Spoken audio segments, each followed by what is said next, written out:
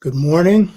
Um, this is Dr. Obachashaka, and this is another Dr. Obachashaka show. Um, I hope that people have been getting something useful from this show. Peace to you, Brother Ogawa. I've seen you lined up there for quite a while. So I hope people have got some useful knowledge from this show. I certainly enjoyed doing the last show with Professor Menu Ampin. The topic, as you recall, was the real Dr. Martin Luther King Jr. And I thought that that was an extremely good discussion, and I hope people got a lot out of it. And as we've noted, Menu Ampin is the foremost authority on the Reverend Dr. Martin Luther King, specifically because he orients him within the correct historical context of him being a revolutionary. And almost all writers on King take him out of that context, both black and white. Very few that acknowledge his revolutionary orientation. And this is extremely important for our people who are constantly,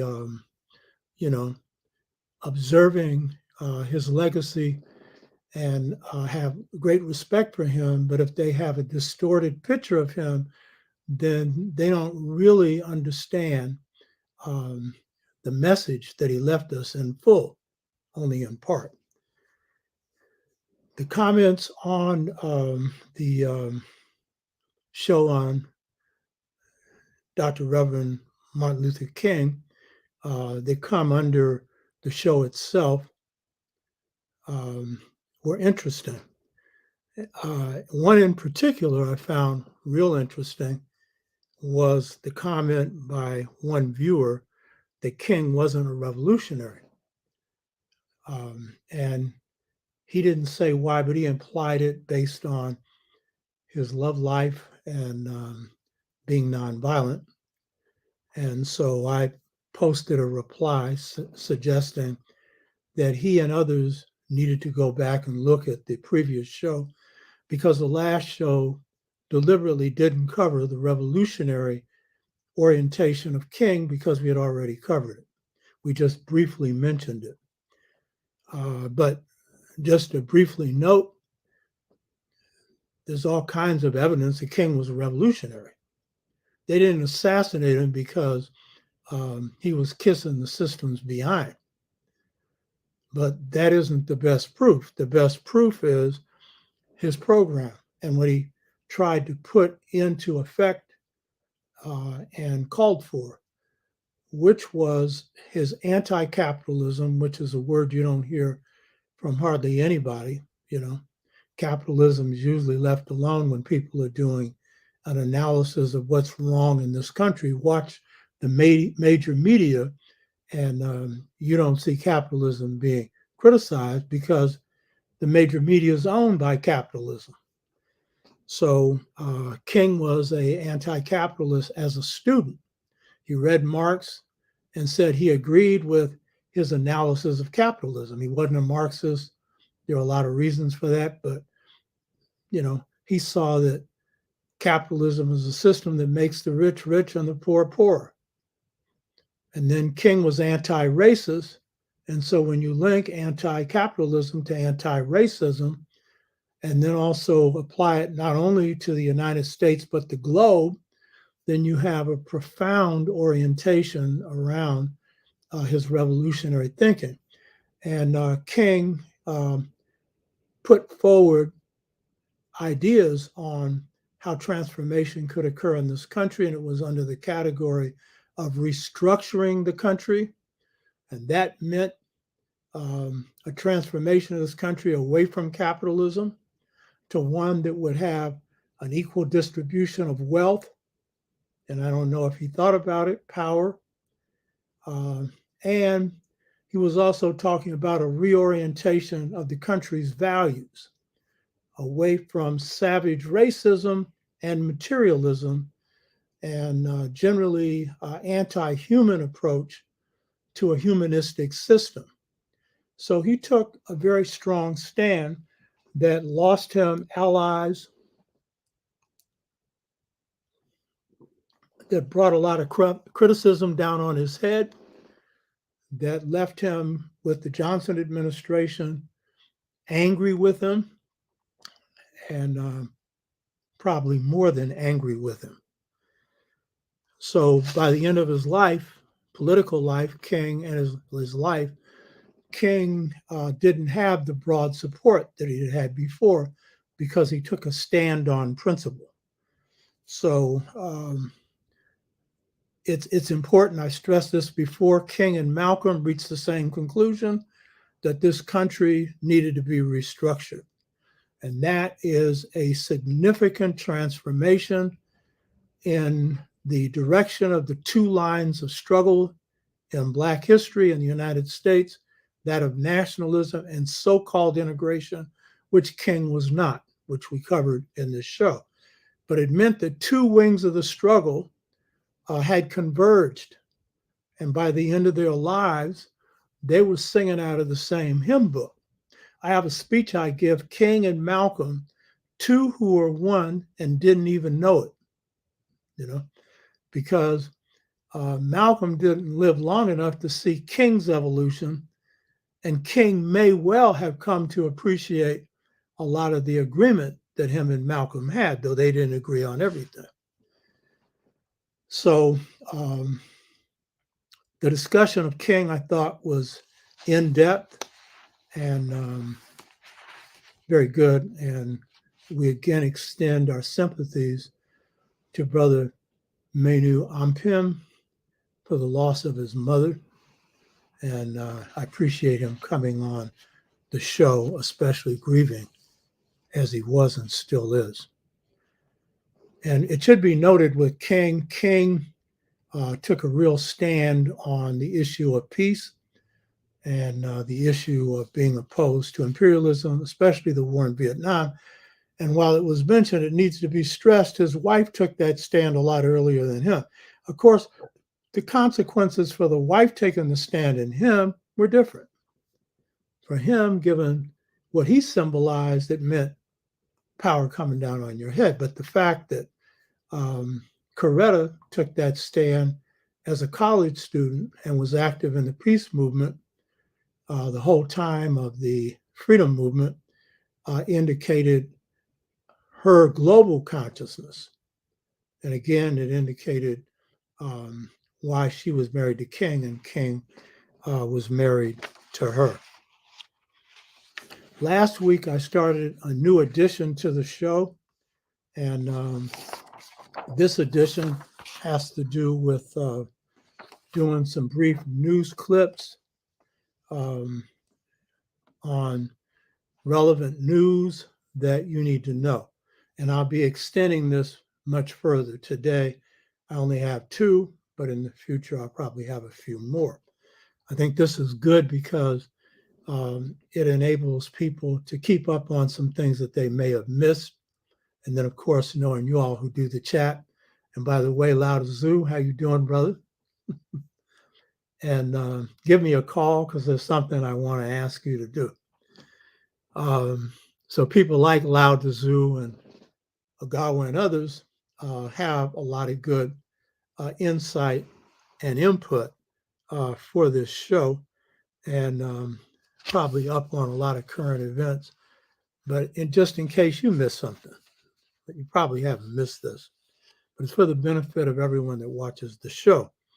I took a clip from the Sunday, January 16th, New York Times issue.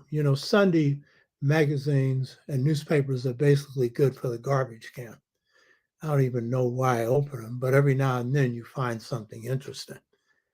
But in this particular New York Times issue last Sunday, there was an article, the subtitle of which dealt with Trump's unprecedented meddling in the census account. This is real important here. And of course, this was his administration's meddling under his direction. This is important because the meddling into the census account has to do with what is really firing up the right wing in this country, a sector of whites. It was in large part behind this notion of the January 6th Stop the Steal thing, where some actually believed the election was stolen. Others simply believed that if blacks vote, it's illegal. And they're doing everything they can to use the law to minimize your vote, going back again to the second post-Reconstruction themes following the first post-Reconstruction. So all of this is the effort of whites in this country, particularly the hard right, but a significant number of whites to hold on to power. And one of the ways is through the census count. And so basically, what the Trump administration was pushing for towards the end of his administration was to change the formula for determining the number of House seats. And in doing that, changing the formula that would lead to a reduction of the count of certain people, that is, immigrants of color specifically.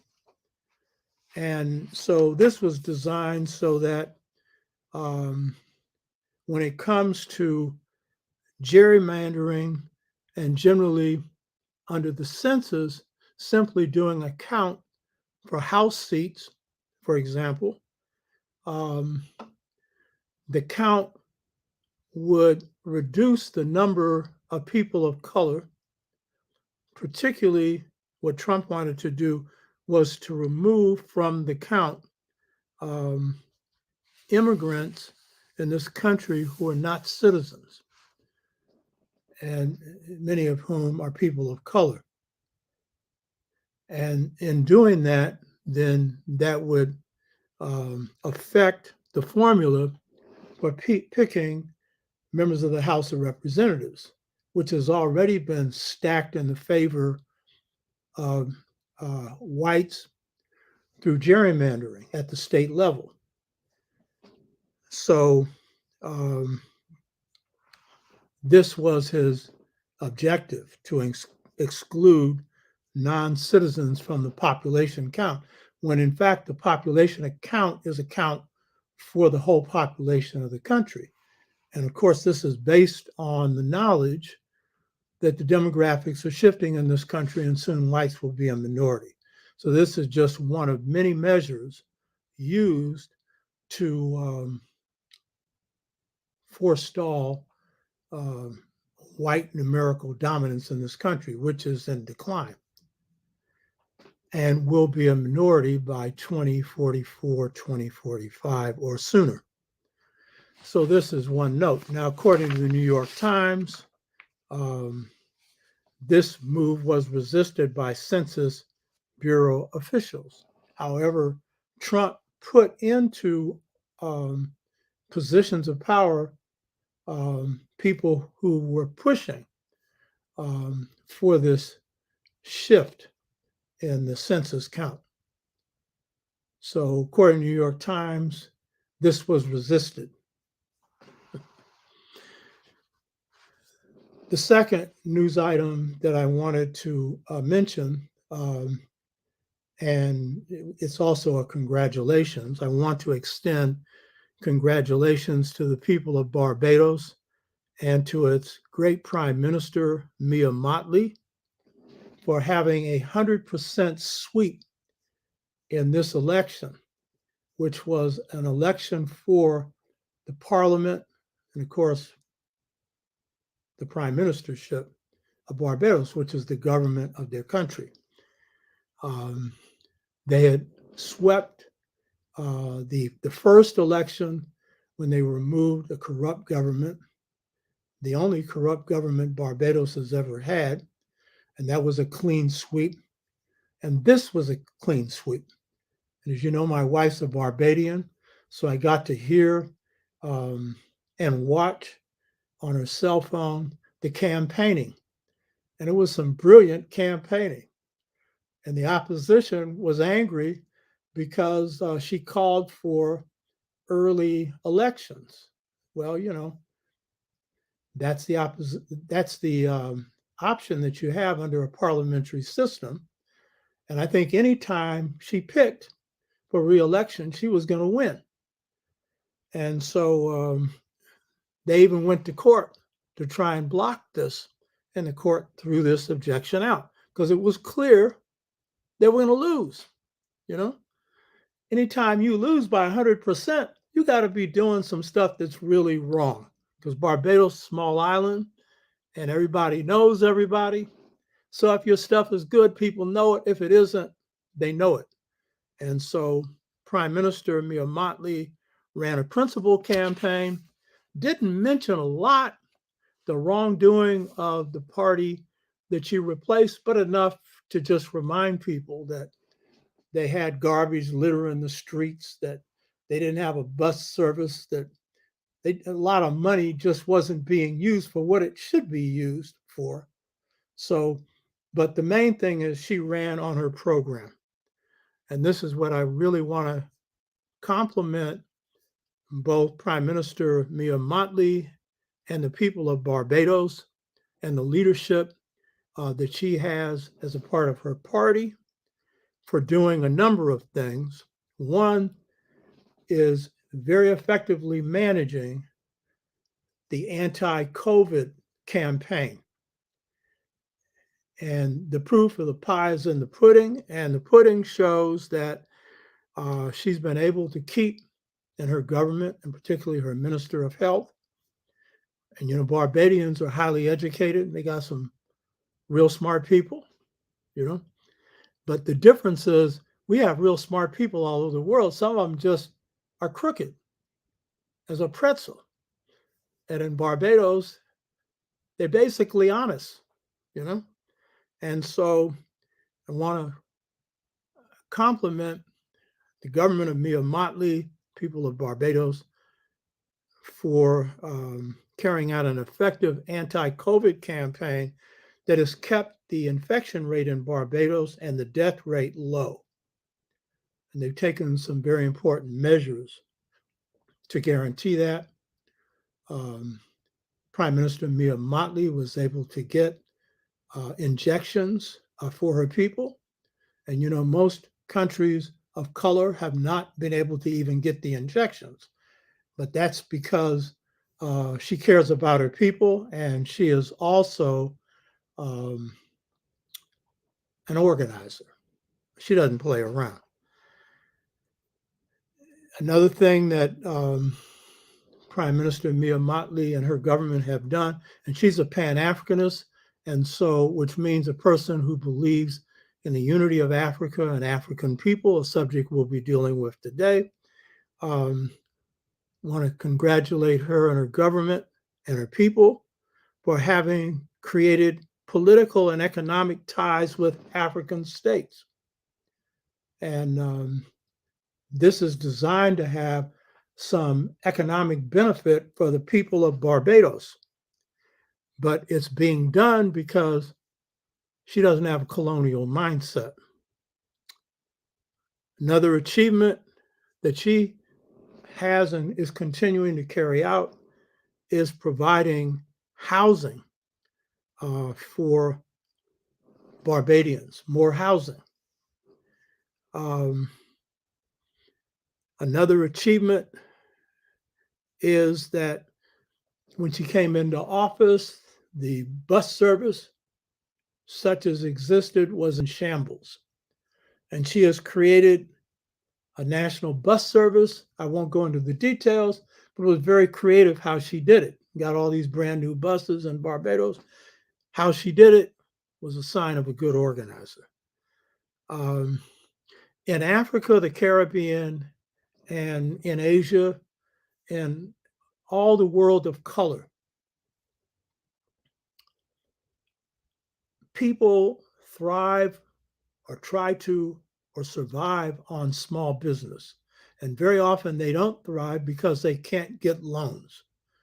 And the loans usually go to either the money goes to the businesses run by government or what they call in Swahili, Bwana Kubwas, the big shots. But what she's done is set up a program for providing loans for small businesses. And usually when people in Africa and the Caribbean, Asia go for these loans, they need to have credit, you know, they need to have some kind of income. That's why they're going for the loan. And so these loans are being provided on good faith, the government's faith in the borrower, not their credit rating or their income. And Prime Minister Mia Mottley and her government have set up a design for a African Barbadian cultural center. It's being built by the same architect that built the Center for African American Art and Culture in Washington, D.C., the best architect in the world, an African. This is a smart move, as well as indication of the identity of Mia Mottley and her government. That is, that they identify with Africa and their African cultural roots.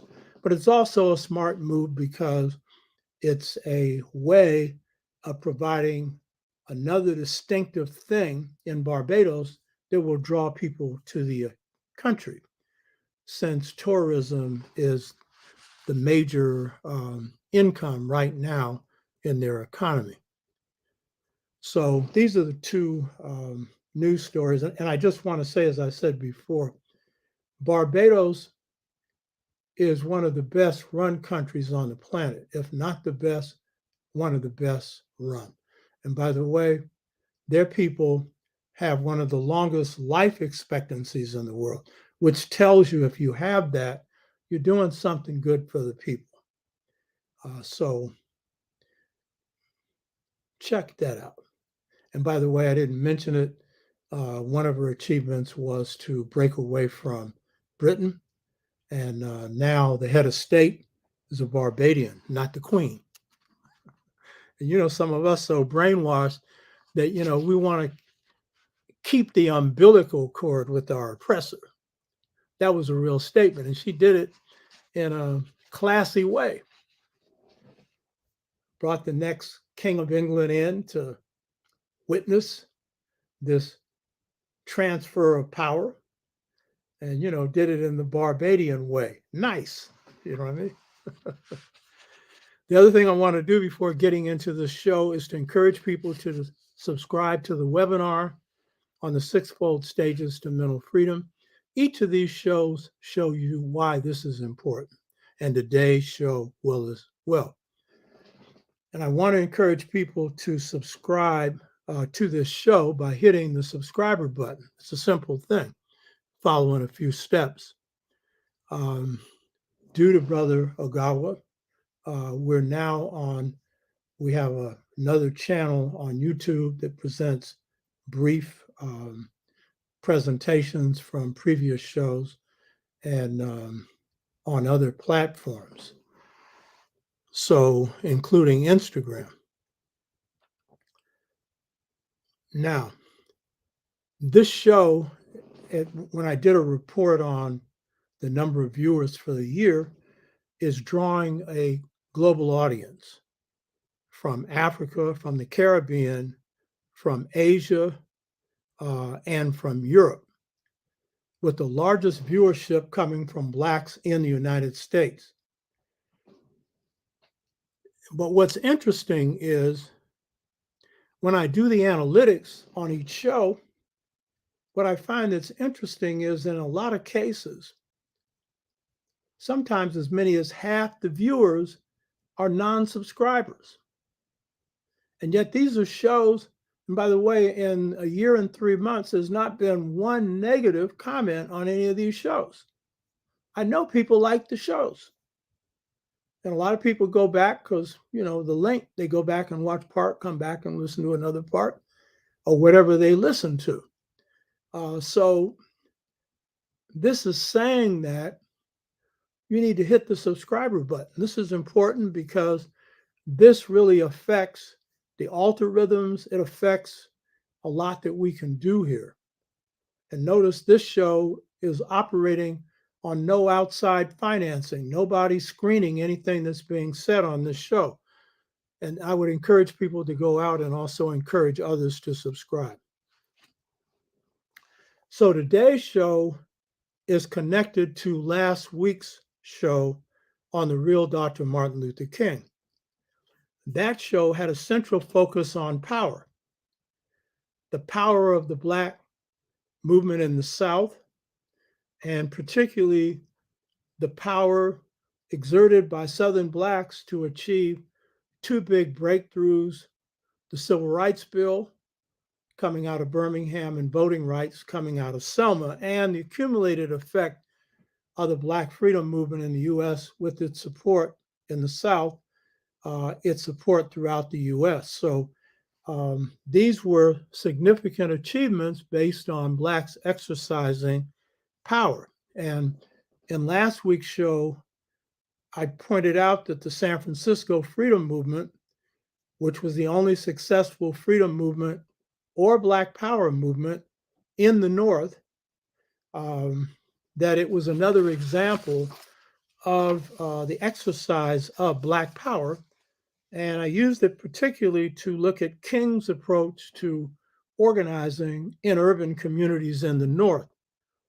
And I'm going to stress that while I led this movement, that ain't why I'm stressing it. I'm stressing it because of its achievements, and it was a collective achievement. We had a team of people that made this come about. But the key point is, last week's discussion had a central focus on power and how Black folks can wield it to achieve both gains on a day-to-day basis to improve the lives of our people and long-term to produce liberation.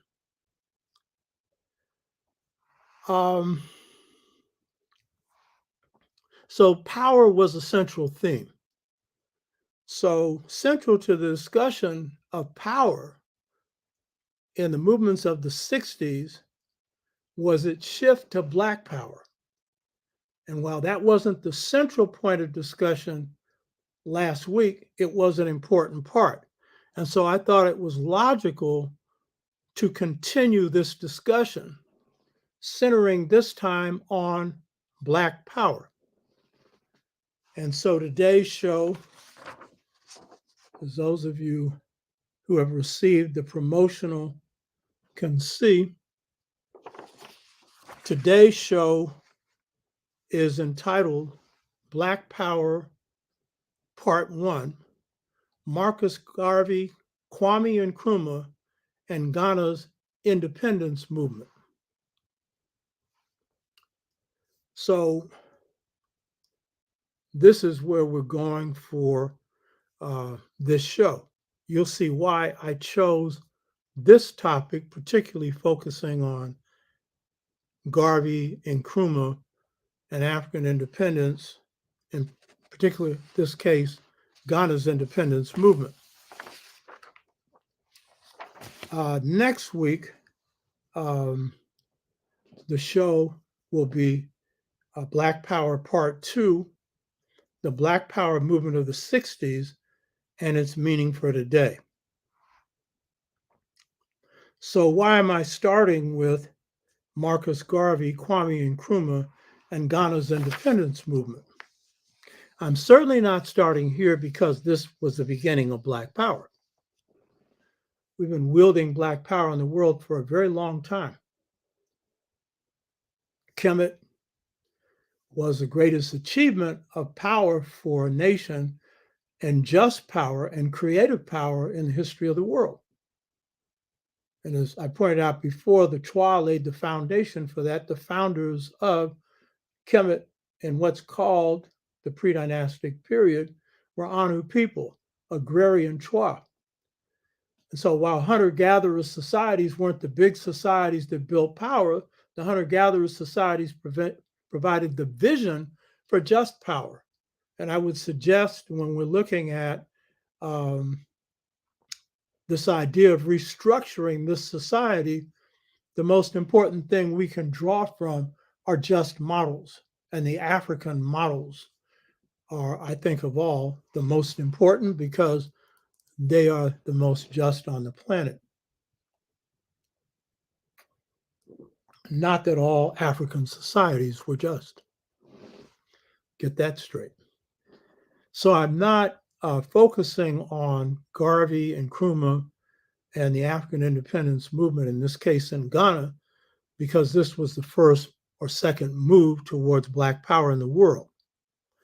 And I'm certainly not going to start a discussion on Black power by going back to Kemet, because we don't need to put it under the category of Black power.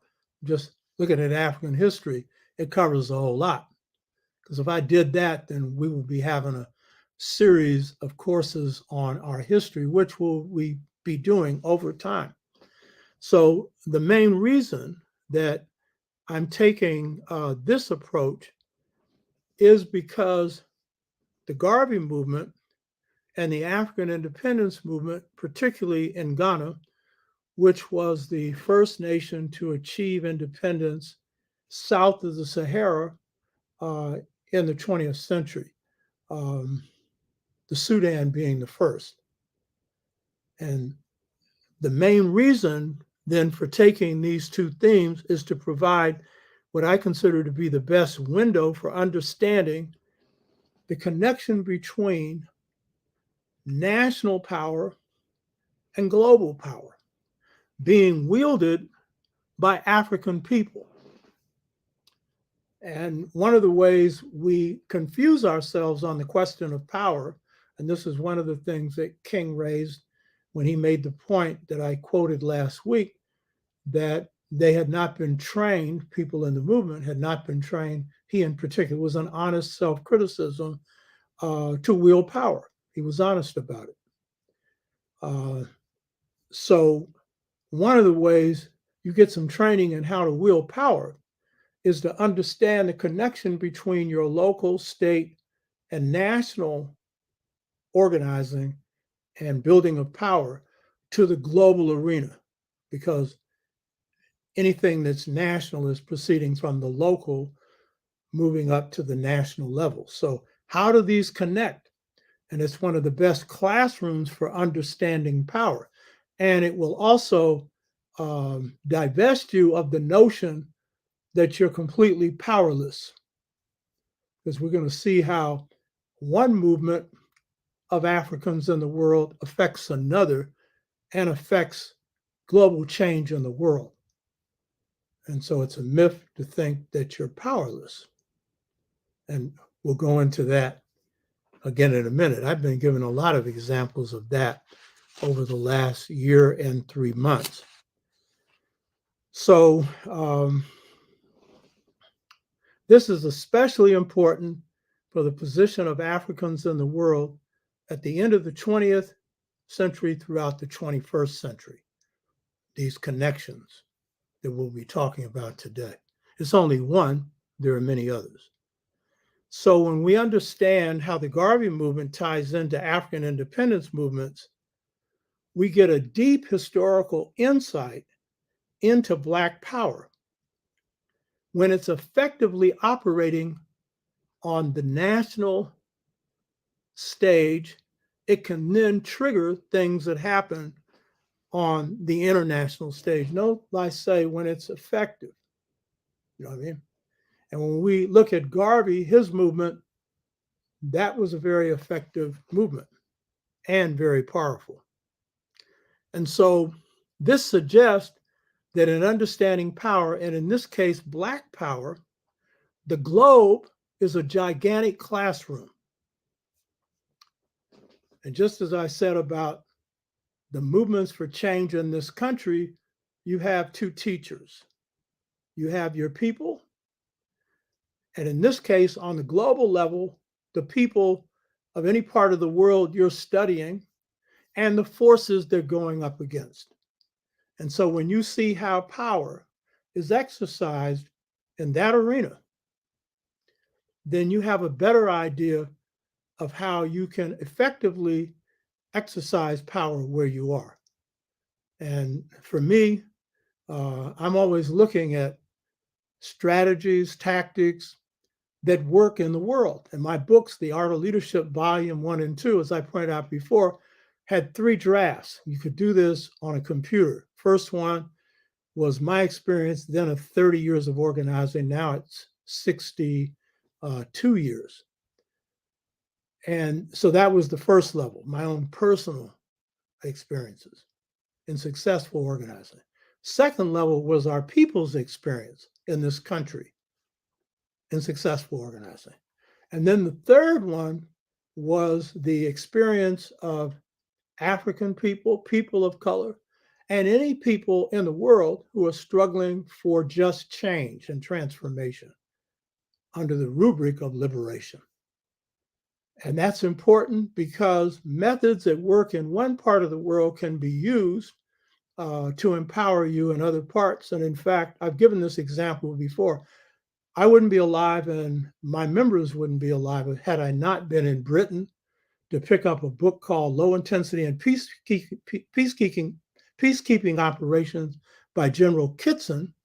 And he had dismantled movements in Malaysia and the Mau Mau movement in Kenya, and had gone up against the Irish. He didn't beat them, but he went up against them. And then he wrote this book. When I got back to San Francisco State, because I couldn't buy the book in Britain, it wasn't available for sale, I pulled it out of our library as a professor and kept it for 20 years. And then later, my priest told me I had to return it because that was not right, even though I had the right to keep this book as long as I want. I'm a professor. I can do that. So I returned it, but I copied it first.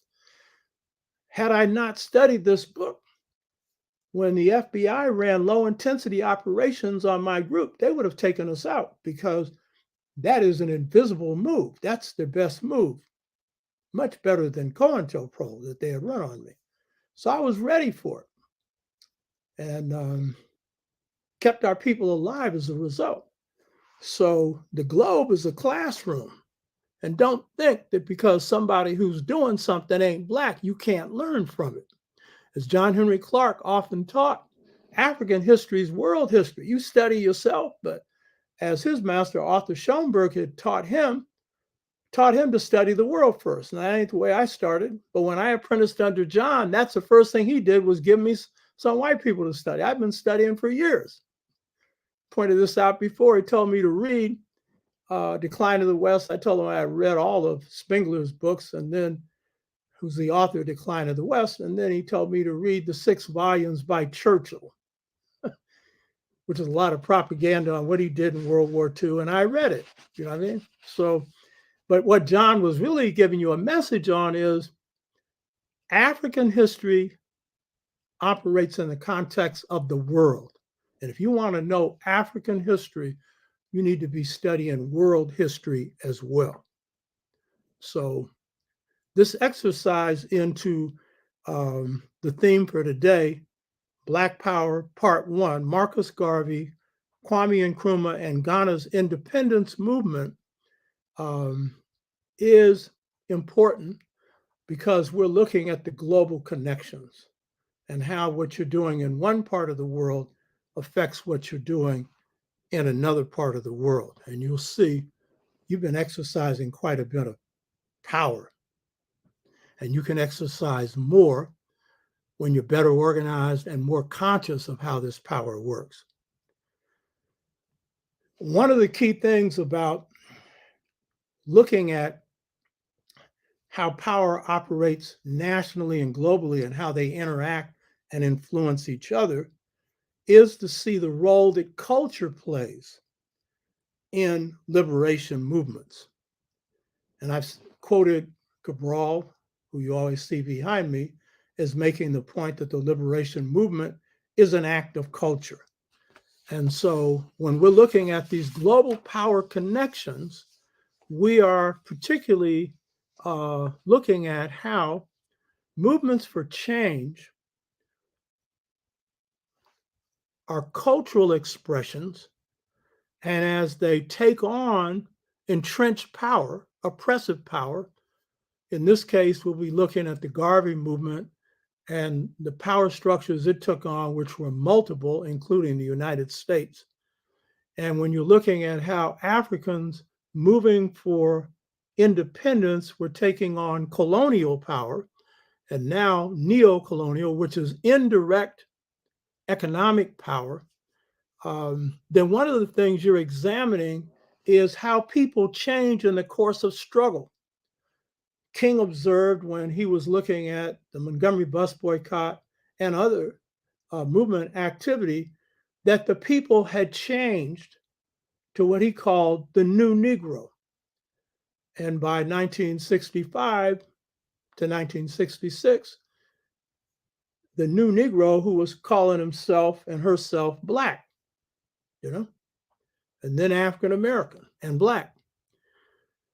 And this transformation is a transformation of self-confidence, a transformation of self-empowerment, because as you take on the power, you begin to see your own power. It transforms you. It doesn't make you arrogant if you want to win. Arrogance will lead you to losing. But it instills a sense of love and respect for yourself and your people that's even greater than whatever you had before. And so in the struggle for liberation, the most important transformation is the transformation of the people themselves, not just the systems they're going up against, and the freedom of the mind and the spirit that leads to the freedom of the body. And that's what the sixfold stages for mental freedom is about. And that's a part of my own experience, but it's the experience of people who engage in struggle. And the deeper they go inside themselves and work on their own internal weaknesses while they're engaging the enemy and attacking them where they're weak, because that's the rule in war, whatever you're doing, hit your enemy in his soft spots. Don't go after his hard spots. That ain't smart. If you're a boxer in the ring and you know that a guy's got a chin, like concrete, go for his stomach. Go for something else. That's the rule in war. You know what I mean? And so the liberation movement's an expression of culture. Now, when King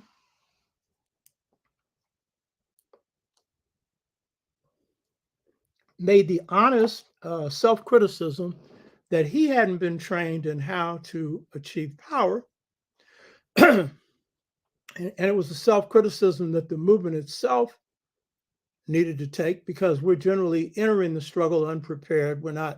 Our education hasn't prepared us for these struggles. Whatever our experiences are, we didn't go to school to West Point or something and learn how to do this. We learned it on the fly, and then by and by for other, ways and means, and part of which involved hitting the books. But when King made that observation, it was prefaced by a comment that I didn't comment on last week that applies to this right now. He said that basically, while they were not trained for power, they had been creative. And through improvising, they had come up with a method that was very successful and produced great results.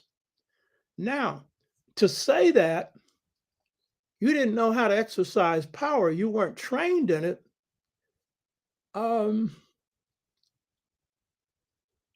that's being contradicted also by what King's saying, by what led to their achievement, their ability to be creative and improvise and come up with methods that work. And that also indicates King was on to something, that they were fighting for just cause and for victories. And that is the two key requirements in a movement.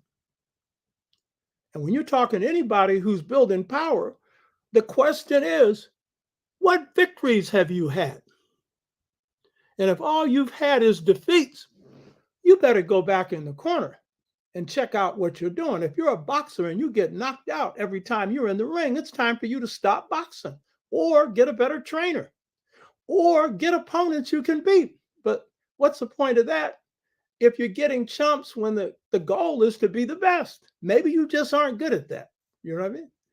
So what I'd say is King underestimated himself there in part because he was right that he wasn't trained for power. There's a lot of things he didn't know about power, and a lot of us didn't. We were learning. He was right about that. But he underestimated a key feature of the movement's strengths, and it was its culture. And in this particular case, the essence of the African American is creativity. And improvisation and innovation is the way we do it.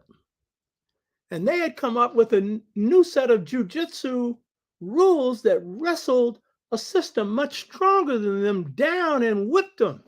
You hear me? So what's that got to do with what I'm just talking about? That's a deep expression of your culture. And that's where your power comes from. And so in the case of King's move to the north, he'd have done better if he had had a greater grasp of what he was up against in the north.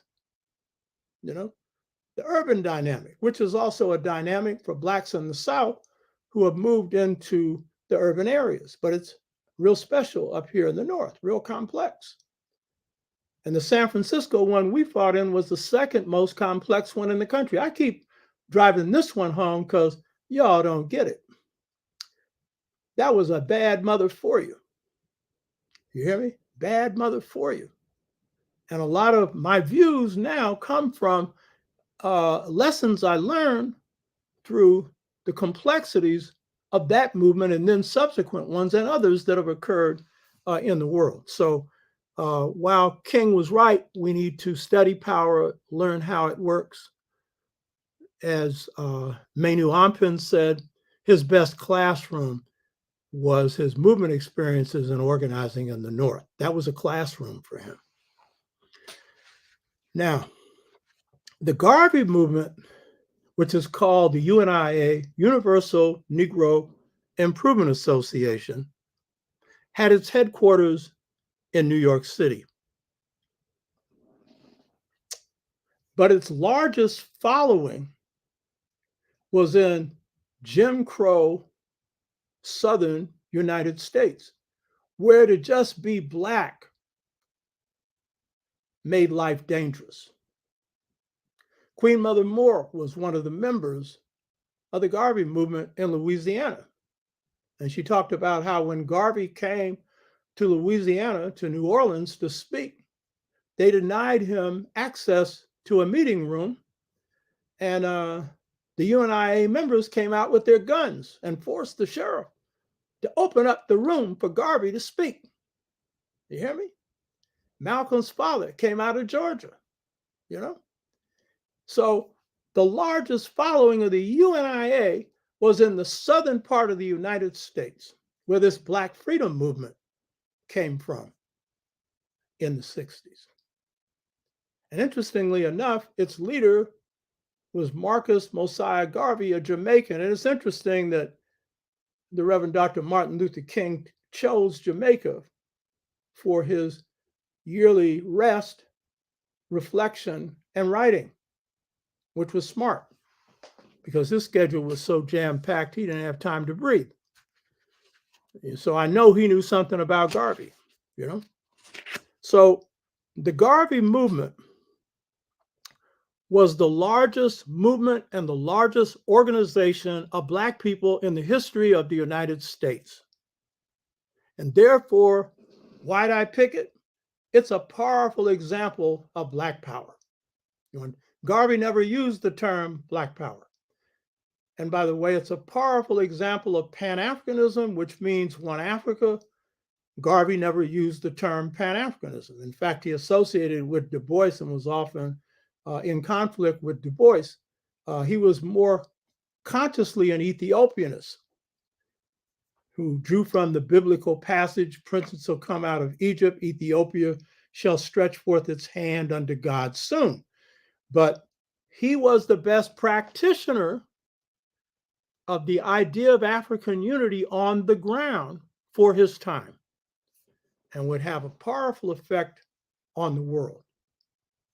So why Garvey? Bad mother for you. Bad. You hear me? Now, the Garvey movement drew its strength from two influences. One drew from the struggle, the strength of Africans from Jamaica and the Caribbean. But in this particular case, Jamaica, since Garvey came from Jamaica. The other drew from the strength of Africans in the United States. And remember, Garvey couldn't launch his movement in Jamaica. He launched it in the United States. So there's a whole thing there of what made us more receptive under conditions that were extremely difficult. If his base was coming from Ku Klux Klan country, that meant that was a hard choice to side up with Garvey. You're putting your life on the line. You know what I mean? So this point is very important. These two trends, one coming from the culture of Africans in Jamaica, the other, and the Caribbean, but in this particular case, Jamaica, and the other coming from African American culture. And again, I hope you get the point. For those who still argue we ain't got no culture, everything I got, culture's up underneath it. You hear me? I hope you get it. I'm presenting evidence for something that we'll go into systematically at some other point. African American culture. So what did Garvey bring to the table? Garvey brought to the table, first of all, he came out of a maroon background, M-A-R-O-O-N, Maroons. These were enslaved Africans who, when they escaped from the plantation, went into the mountains and formed free African communities. And the Maroon resistance traditions in places like Haiti was really at the base of the inspiration for the only successful slave rebellion in the history of the world. You know, it came out of Maroon resistance heavily. I talked about this before. Mackinac, who tried to poison the whites.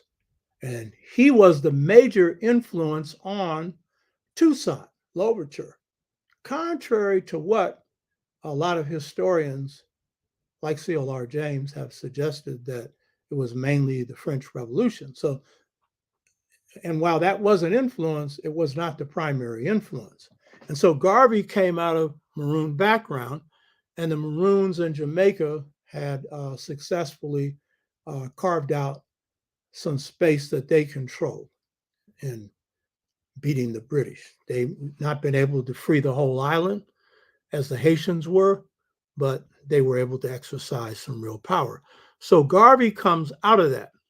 But essentially what Garvey brings to the table is a view of power that comes from people who are a majority in the world. In their country, in Jamaica. And when you're a majority, even though you're under colonialism, you can see the possibility that sometime in the future, you can run that particular space of geography. In this case, Jamaica or another Caribbean island, you know?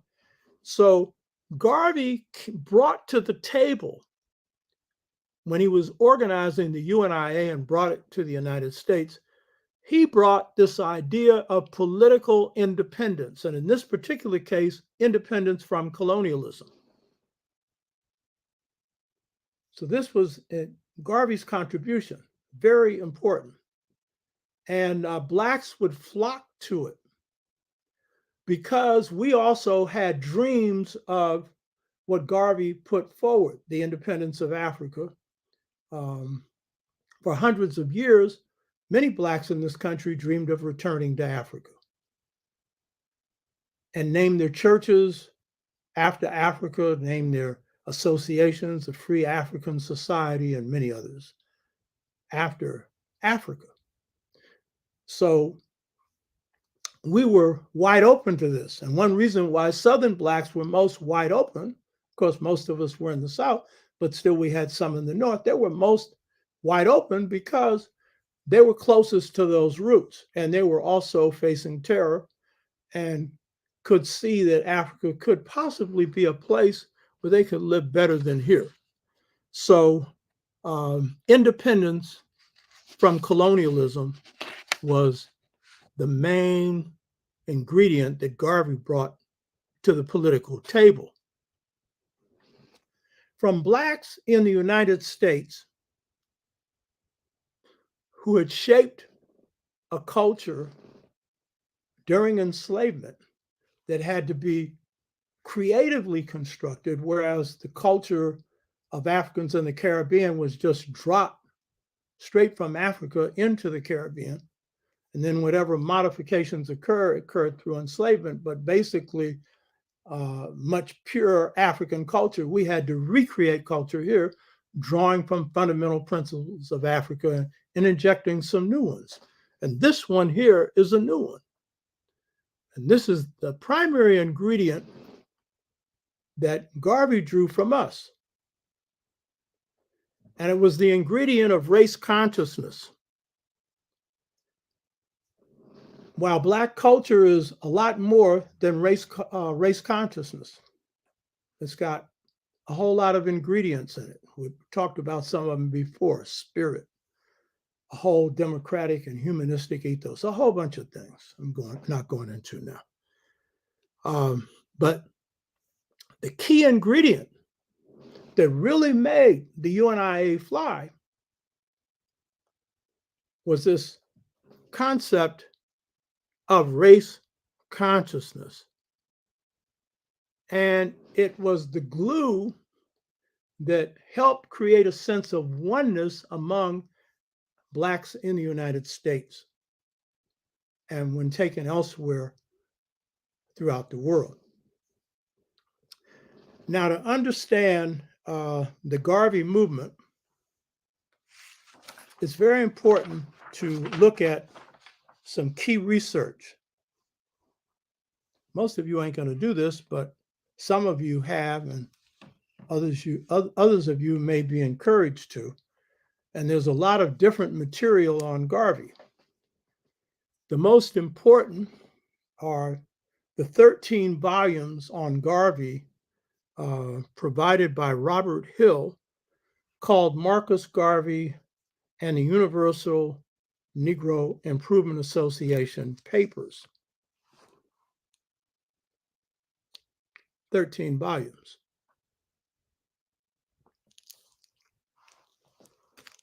This is the one I showed you as volume 5. If you're going to really understand Garvey, you got to go into the depths of that movement because it was global. It was all over the place. And so the 13 volumes on the UNIA, Universal Negro Improvement Association, is the best source book that's out there. And a lot of work that Tony Hill has done on Garvey through this work. This work, these volumes, draw from UNIA newspaper sources, Negro World, one of the best newspapers that Blacks have put together in the United States. Source material comes from intelligence agencies, coming from all over the world, because they were all out after Garvey. Garvey had a constant tail from J. Edgar Hoover, who was then in charge of the Internal Bureau of Investigation. It was not the Federal Bureau of Investigation yet. And when we faced him in the 60s, one of the things that any of us who were conscious should have known is that Hoover had a lot of experience. And so when you're going up against him, you better study your stuff. I come out of Marine Corps background, you know what I mean? I knew I was engaged in war. I studied this stuff. I didn't assume that these guys were nice. You know what I mean? In my brainwashed days, I was into some stuff. I didn't do anything. I was in the Marine Reserves. I wasn't in the war. And by the time I woke up, I was out of it. Cleared me for, not even facing the draft. And I wasn't going to go if I faced it. You know what I mean? But Hoover was on the case of black folks for a long time. And Garvey was his first big project. You hear me? So, and he was on King's case, on Malcolm's case, and we know what happened there. So if you're going to understand Garvey, you need to read this stuff. Of course, you say 13 volumes. I'm telling you, these volumes are thick here. Most of them over 1,000 pages long. I've read a whole lot of them. You know what I mean? And some of what I'm going to give you as insight comes from that. Others come from other things. And most scholars on Garvey, unless they read all of this, they don't know some of this stuff. In fact, when I was talking to John Henry Clarke, he made the comment, he didn't even think Tony Hill knew all of this stuff, because when you're compiling all of this, he may have read everything, but he's got assistants and stuff. And even if he did, are you really digesting it? Because you probably got to take notes. You got to look at it, examine it, think about it. You know what I mean? And when you're dealing with the master, this was a master organizer, then you better look real careful. So I'm preparing you for the fact that what you're getting here is dealing with some stuff that is generally not known, that you are going to gain a knowledge of through doing your homework. Now, Tony Martin is another important source on Garvey. He passed away a few years ago. His most important book on Garvey was Race First, in which he documents how J. Edgar Hoover lined up the district attorney in New York to bring charges against Garvey, and why he did it, and a whole bunch of other stuff. Last time I saw Tony Martin was in Senegal in 2004 African Scholars Conference, where I chaired the plenary on Pan-Africanism in the 21st century, the only African outside of Africa to chair a plenary. And Martin addressed the overall conference, setting the tone, along with Molefi Asante and a French-speaking African who gave the best presentation. So Tony Martin did great work, and it's too bad we lost him, but he did a whole lot of work on Garvey. You want to know Garvey better, read his stuff. And then, of course, John Henry Clarke has done some writing as well. So as I discuss Garvey, I also want you to understand this isn't just some scholarly discussion. This is personal. Garvey was my first master. In my house, in my living room, I have 2 paintings hanging up on the wall. On one side is Garvey, the other one's Malcolm. And Garvey is painted in oil by a Black artist who painted it in 1972. The guy was a bus driver till he lost his job. And so I would give him, painting assignments, pay him, you know what I mean? It's a beautiful painting of Garvey. Garvey's real important for me.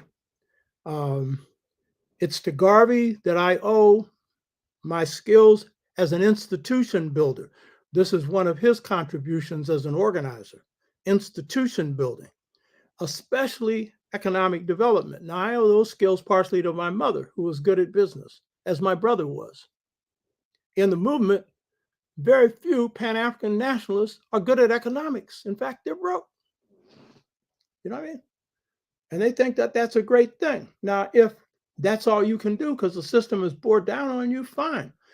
But, people, when they're looking to join a movement, they're also looking to improve their lives. And so economic development is extremely important. And my major study of economics development came through looking at how Garvey did his organizing.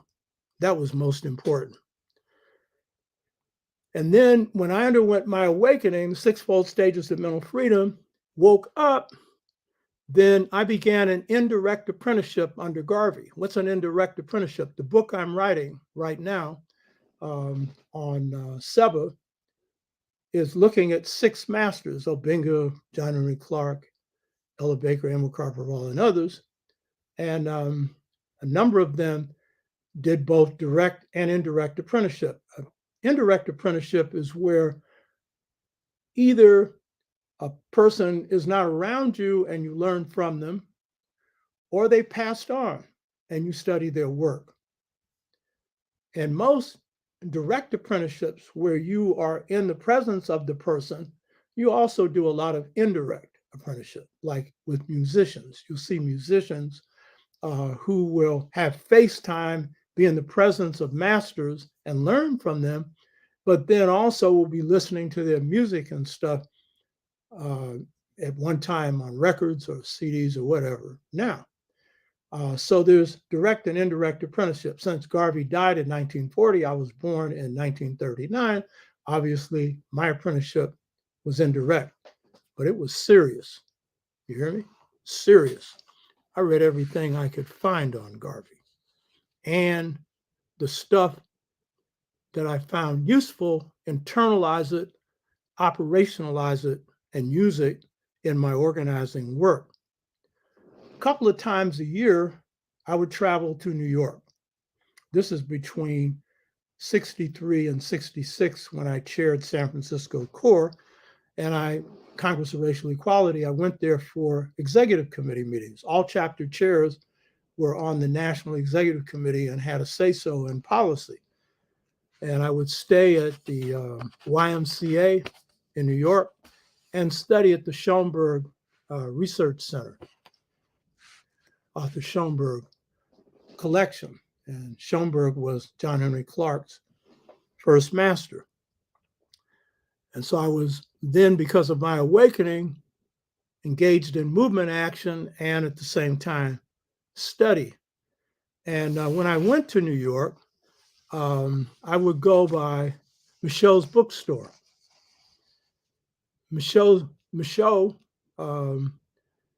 Michaud was a major influence on Malcolm X. Malcolm often slept in Michaud's bookstore. They had so many books, they were stacked to the ceiling because they didn't have enough room on the shelves for those books. And I would go and buy books there and talk to Louis Michaud. But the main thing I was concerned about when I went to Harlem in 63 and 64 was finding the 2 volumes on the philosophy and opinions of Marcus Garvey. There had been only 300 printed by the UNIA while Garvey was in prison. He wrote these 2 volumes and his wife had them published. And so I would ask Louis Michaud, did he have the books? No. I said, can you search for them? He said, yeah. So I don't remember what year it was, but one of the years I was in there, 63, 64. Remember, my awakening was in 63.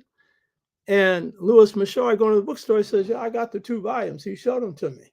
He said, just one catch, $100. $100 don't sound like a lot to you, though most of you ain't paying no $100 for a book. But $100 then was at least $1,000 now.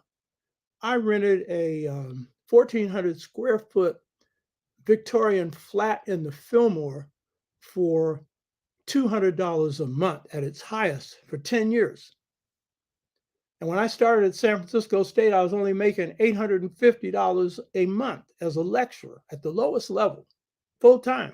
You know what I mean? So that was a lot of money. And I'm a poor, broke organizer. How did I get to New York? My father, he paid for the airplane ticket. You know, I'm not ashamed to say it. It's wonderful that he gave me that kind of backing. You know what I mean? And so I told Mr. Michaud, listen, I don't have this money right now. I gave him something to hold the books, you know, lay away. I mean, if you heard Chris Rock and his jokes on how black lay away for this and lay away, I didn't do no layaway. But in this particular case, I did. I remember what I gave him, but the next time I was there, I bought it.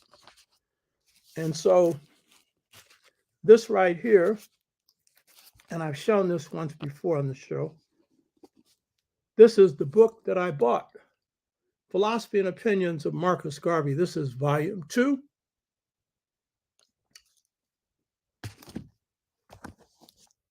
and Philosophy Opinions of Marcus Garvey, Volume 1.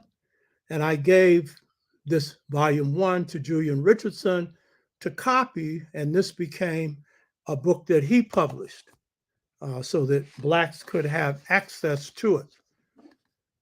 So I'm saying this to say that I got about 11,000 books here. The most precious two, Philosophy and Opinions of Marcus Garvey, Volume 1 and Volume 2. Nobody touches it. It's laid out in a place where the sun can't hit it, and it's got plastic around it to protect the cover. It would be what a Christian called their Bible. You hear me? This is the importance of Garvey for me. Now, I'm going to point out something that most people don't know, most scholars don't know, and this comes from reading Hill's volumes on the Universal Negro Improvement Association, and this is about Garvey. And this is extremely important in understanding why he was successful in what he did. Most scholars know this, and most people that have studied Garvey know this. Garvey had trouble winning a following when he first started organizing Blacks in the United States. He first came here to meet Booker T. Washington. Booker T. had died before he got here. And then he traveled around the United States and made some very important observations, because as an outsider, he could have a better appreciation sometimes than we had of our own strengths. So Garvey did that. His first speech in Harlem, he fell off the stage. You hear me? And he had to reorganize branches, because as he began to build a branch, then party machine Blacks would come in and split it, take part of it. But he was having a big problem in getting his message over and connecting to Black people. Garvey came out of the Maroon tradition, and he had a sense of basic pride in his Blackness. But he came out of an island culture where racism wasn't in your face all the time. And the British have a good way of grinning and skinning. You know, they'll put on this aristocratic accent and do you in. You know what I mean? So no wonder the Jamaicans, including Garvey, were not race conscious. He picked up a little race consciousness when he traveled to Britain, but he wasn't race conscious. And so without this race consciousness, he couldn't tap into the intellectual framework of Black folks in this country. Now, you ain't getting this in no book, you know what I mean? Because they all just tell you Garvey came, woke us up, built a great movement. Nah, it don't work like that. You know what I mean? So another problem Garvey had in communicating with Blacks during the post-World War I period is that Garvey identified, and I pointed this out before, with the King of England, King George. He loved him. He wrote a letter telling him how much he loved him. Garvey. He supported King George and the Western world's, war called World War I. He supported it. In part because Garvey admired power. You know what I mean? He admired power. Later, he'd become more sophisticated, more political, and we'd contribute to that. But his own learning would contribute to that as well. So he had a second problem. He couldn't get a message to the Black grassroots at the end of World War I who had become anti-war. They had been sent to World War I by their leaders, telling them to fight to make the world safe for democracy. Du Bois was telling them that. The NAACP was telling them that. Then they came back and they were facing bloody summers. These whites had come back from World War I, and Blacks were occupying jobs that they had and living in their neighborhoods that they thought were their own. And so there were bloody summers, and Blacks fought back. So blacks had felt used because when they came back, they weren't safe from a lynch mob. And the last thing they saw was some democracy. They saw some hypocrisy. They saw some bloodshed. And they were prepared to deal with it. You hear me? So you're not going to be able to get to the ear of the masses of blacks unless you understand that. And if you pro-war, the ears are going to be shut. They ain't listening to you.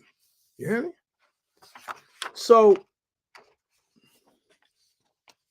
Tony Hill's volumes, one of the volumes, I was reading it, and it tells about Garvey, this end of World War I, and Garvey's frustrated. He's getting ready to go back to Jamaica. He's been unsuccessful in organizing blacks in this country. And he decides to attend a meeting by Hubert Harrison. Hubert Harrison is one of the great intellectuals of the race, comes from the Caribbean. Brilliant writer, brilliant thinker. And Harrison had called a series of meetings dealing with lynching, opposing lynching, and also expressing opposition to this war. And so when Garvey goes to this meeting, the first one is he's sitting and listening, and he's hearing this militant messages coming from the grassroots, as well as from Hubert Harrison and others. And Harrison is talking about the new Negro, which is what King described the awakening of blacks in the South as experiencing the mentality of the new Negro. And so this is what was being defined as this new awakening among blacks at the end of World War I, the new Negro. So Garvey comes back a second time and is allowed to speak. And he begins to get an understanding through Harrison, through his own exposure to blacks who are militant, starting with Harrison's rallies. And so he begins to incorporate into his mindset this idea of race consciousness or race first. And he begins to shift his position on World War I. He becomes anti-war. Now he's in a position where blacks are going to listen. See, this is the thing about leadership. Leading is following. But don't do it for opportunistic reasons. You better believe this stuff because you will be tested. You hear me? So Garvey was really following the people who woke him up. And then as he woke up to the reality of race consciousness and anti-war sentiment, then with his message, tying those two together with African independence, and then the UNIA had a human rights platform that dealt with the opposition to the oppression of blacks in this country, Garvey now had some music that blacks could dance to. Of course, side note, Garvey actually liked opera. He didn't think too much of the blues. Now, Garvey, too bad for you, brother. He thought that blacks would have been better off with operatic music. I don't think so. But the point is, Garvey was now on our page, playing our music and bringing in some of the music of his own. And so what's important here to understand is this. Race consciousness for the African in the Caribbean and the African in Africa did not develop in the Caribbean or in Africa. It developed in the United States and in Europe. Wherever the colonizer was, where Africans went, and they experienced down-home racism.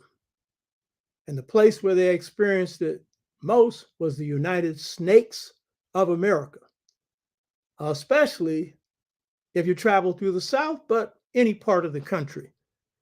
And so it's important to understand that it's when Africans traveled outside of Africa or the Caribbean into Europe or the United States that they lived among Blacks, they attended their universities, went to their churches, took part in their study groups, dated Black women, as Kwame Nkrumah did. He was so poor that, as John Henry Clark said, he could barely afford to buy him an ice cream, you know. But it was through that interaction and facing racism on a day-to-day basis and engaging in discussions with Black folks that they began to incorporate into their mindset this notion of race consciousness, that we're oppressed on the basis of the color of our skin, but that we need to unify together as a people and fight it and be proud of our Blackness as well. And so what happens then, the understanding of race consciousness enables Africans from the Caribbean and Africa to begin to understand the nature of their oppression. This is the real key thing, because what they see, particularly in the colonies like Ghana that are not settler colonies where millions of whites have come to settle as they did in South Africa, they just see a few representatives of Britain or France or whatever the colony was. So they don't really get a real in-depth understanding of how this oppression works. But when they get inside these countries, they begin to see how racism works. And they see how that's tied into economic oppression. And someone like Kwame Nkrumah came poor. And so he had to work every kind of job. In fact, he nearly destroyed his health doing some of the jobs he did, you know, but it educated him. So this was the nature of both the impact of the Garvey movement. It was driven by race consciousness and this striving for independence coming from Garvey and a Caribbean or culture where Blacks are a majority. But in turn, this experience of race consciousness that Garvey had was a very way in which Africans coming from different parts of Africa or the Caribbean got inculcated with race consciousness as well. And it was a part of what politicized them. And in the case of Africans coming into the United States and Britain, they got exposed to Pan-Africanism, another tenet of African American culture and African Caribbean culture, because Pan-Africanism, the notion of one Africa, was given birth in the United States and the Caribbean,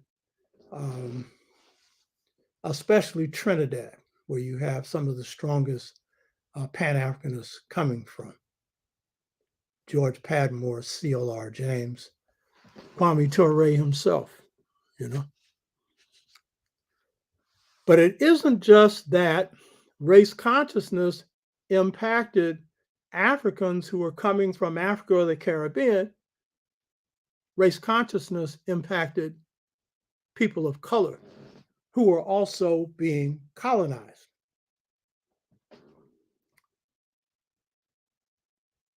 One of the greatest leaders in the 20th century was Ho Chi Minh. Ho Chi Minh was so dedicated to his people that he refused to sleep when he became president of Vietnam, elected by the people. He refused to sleep in the presidential quarters that were luxurious. He slept in the servants' quarters. When he died, you could put all his possessions in a duffel bag. He was a Confucianist.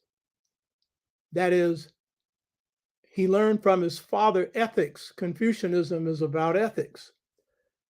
And he was a principled person. And while he was a Marxist, believing in Leninism, he was a nationalist first. And he embraced Leninism because Lenin said that in the colonial situation, all the different factions need to form a united front and fight the colonizer. Ho Chi Minh didn't learn this from Lenin. That was his position. That's not a Marxist position. That's a nationalist position. And so he embraced Marxism via the Soviet Union because he said, I need one group of whites to help me fight the other. And he needed their weapons. But he already knew about this need for unity. And so Ho Chi Minh was working on a steamship line, working for the French. And he stops in New York and attends a meeting of the Honorable Marcus Garvey. And what does he hear? Africa for the Africans, one of Garvey's slogans. Asia for the Asians, Europe for the Europeans. And he said, I remember reading this in People's World, which is a communist newspaper. Good thing to read. I know y'all told the commies are no good. Read anything that's got a critique on what's going on in the world that's independent. And Ho Chi Minh said, I asked myself, what am I doing? Working for the French on their steamship lines. I need to go back to Vietnam and run these Frenchmen out of Vietnam. He said Garvey was his influence. And so when Kwame Ture visits North Vietnam and sees Uncle Ho, gets and bows down and shows his respect, Uncle Ho tells him this story. And then he told him, you need to get your black behind to Africa and help Africa in its liberation. So, and it was this race consciousness that propelled him on this. And in Ho Chi Minh spent enough time in the US to understand the Klan. In fact, I was working out at the Y, and it's an older brother who had been in the Marines in Vietnam, was a major, which is a pretty high rank for a young black person in the Marines, because the Marines are the most racist of all the military services. And he had had an uncle who was in Africa, and he met Ho Chi Minh. And in Africa, they were watching Frenchmen shoot Africans who were swimming in the lake. And Ho Chi Minh said that's what they do, because they would do the same thing in Vietnam. They would ride these steamboats and with rifles just shoot at people like they were dogs, like they did us in Mississippi or are doing to us now with the police and everybody else. And so Ho Chi Minh acquired some race consciousness through that exposure to the black experience. And so when black soldiers went to Vietnam, they got educated by Uncle Ho. And I talked to a Marine Corps captain, brother, intelligence officer, not very smart if you're an intelligence officer in the Marine Corps. Yeah. And so blaring from the loudspeaker coming from Ho Chi Minh's people is this message. American Negro, because that's the term we use then. What are you doing here? Fighting your brown brothers and sisters. The color of their skin is the same as yours. And when you go back to the United States, the racism you face there, you're not going to be able to buy a house in a white neighborhood. Now, the average Vietnamese ain't going to know this, but someone who had traveled throughout the United States, as Ho Chi Minh did, understood it firsthand. He acquired some race consciousness. You hear me? Provided some fuel to the fire. And in fact, when blacks hit the field in Vietnam, the Vietnamese had a standing order coming from Uncle Ho, don't shoot the blacks. But that's provided that the blacks don't shoot back.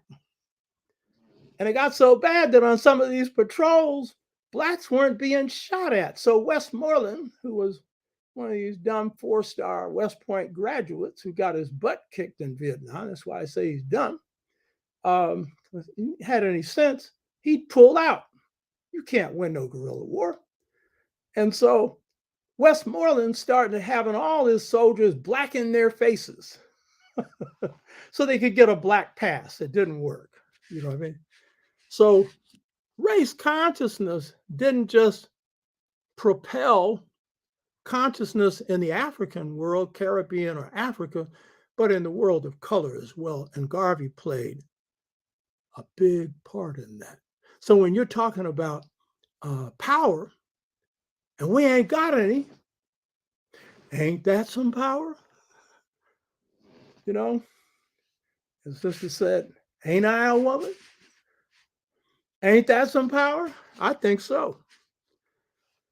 So the black grassroots woke Garvey up, and he started thinking black, shifted his stance on analysis to a race-first analysis, and from pro-war to anti-war. And so Garvey's movement kicked off. And the main thing that a lot of people miss on Garvey's movement kicking off is the key incentive was an anti-war thing. And so when the Versailles Peace Conference takes place, the end of World War I, Garvey tried to send a delegation to that conference. Du Bois was also there. And the only one that could get through, because they were either denied passports or couldn't get into France, the one that got through was from Haiti. He was a member of the UNIA and he had a French passport. So he got in. And Garvey's whole point, and this is again how his movement caught hold, was to demand the partition of the German colonies and turn them over to Africans, including Africans in the diaspora. Africa for the Africans. Now, this wasn't about to happen.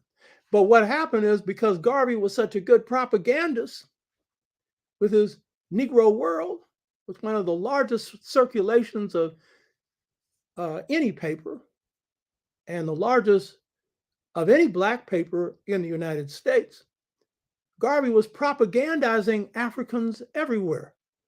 And he was beginning to draw them to his banner, the red, black, and green, the UNIA colors of their flag.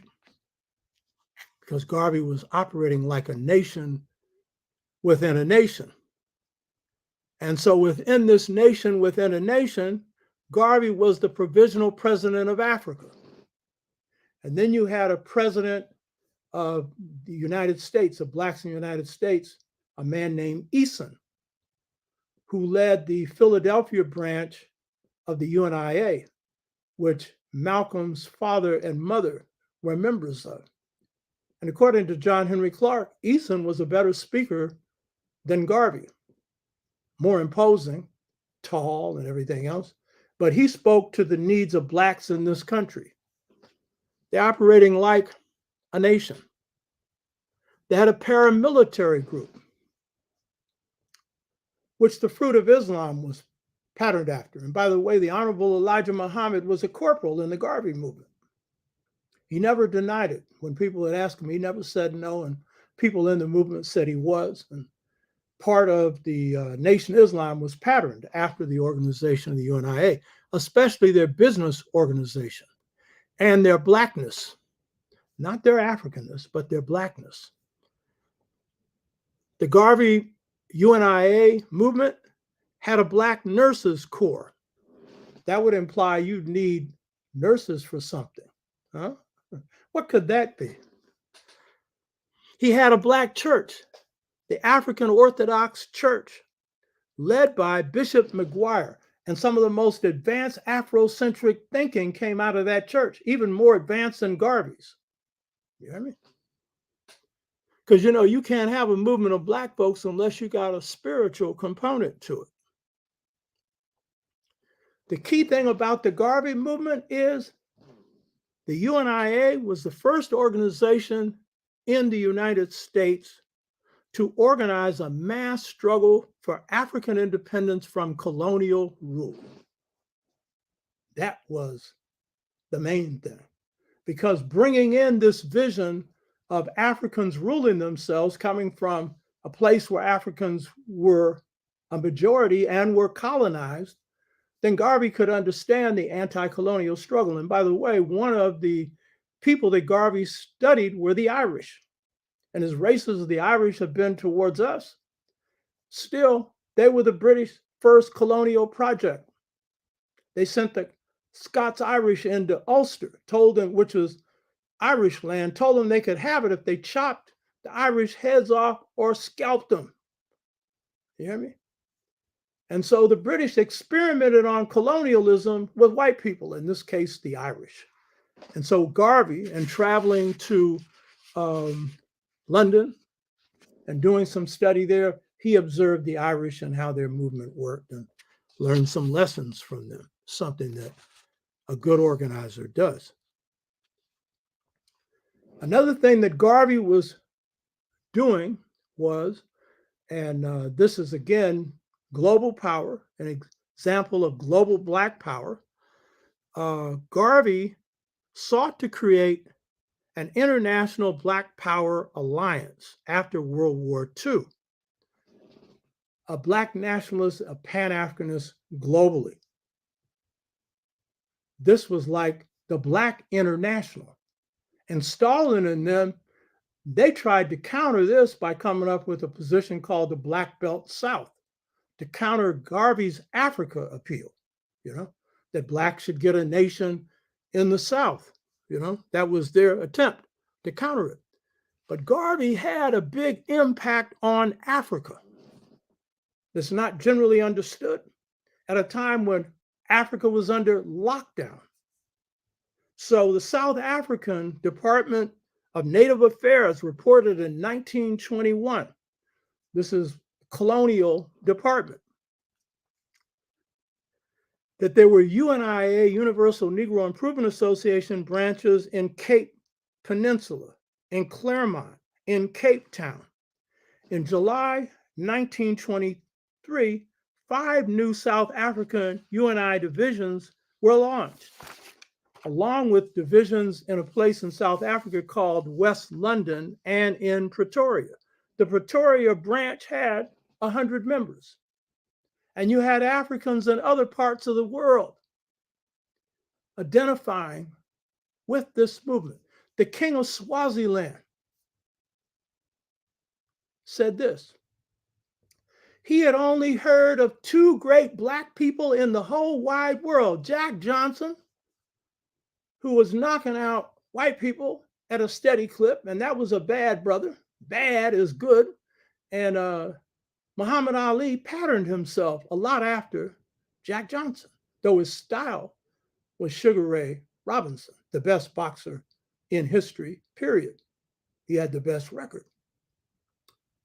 And he said the other person, the other great Black person he heard of in the world was the Honorable Marcus Garvey. By the way, note that Elijah Muhammad's title was the Honorable Elijah Muhammad. Think that's a coincidence? Huh. What's commonly also not known is Garvey had a Black Star shipping line. That's known. But what's generally not known is he was petitioned by African farmers in different parts of Africa to use that line so that they could ship their agricultural goods through his steamship line. Because if we didn't have our own steamship line, then the white steamship lines were buying African agricultural goods for practically nothing and ripping these farmers off. And they simply wanted to have a good, cheap passage, a reasonable passage, so they take their goods to these different parts of the world and sell them themselves. So Garvey's ventures that had a lot of small shops and everything else was identified with in Africa. And by the way, when Nkrumah becomes independent, he calls his Navy the Black Star Lines, his ships the Black Star Lines. You hear me? We'll see why in a minute. So what does this have to do with Kwame Nkrumah and what was then called the Gold Coast? It was called the Gold Coast before it was renamed Ghana. What does this have to do with the movement for political independence in Africa? See, again, when you understand how power works globally, you'll understand that if you're wielding power in one part of the world, chances are it's going to influence how you wield power in another part of the world. In this case, we're talking about African people. So Nkrumah was one of those Africans who come out of Africa, and in this case comes to the United States Lincoln University to acquire an education, a Black university. While in the United States, he's one of those Africans who takes part in study groups, one of which was Wallace Huggins' study group that John Henry Clark participated in. And John talked about, Nkrumah talked about, he had teeth that were so white and so straight, they didn't look real. They were so pretty. And that he was a jokester. And when he engaged you in a debate and won, he'd tap you on the shoulder and then say, I got you. Ha ha. Kwame Nkrumah.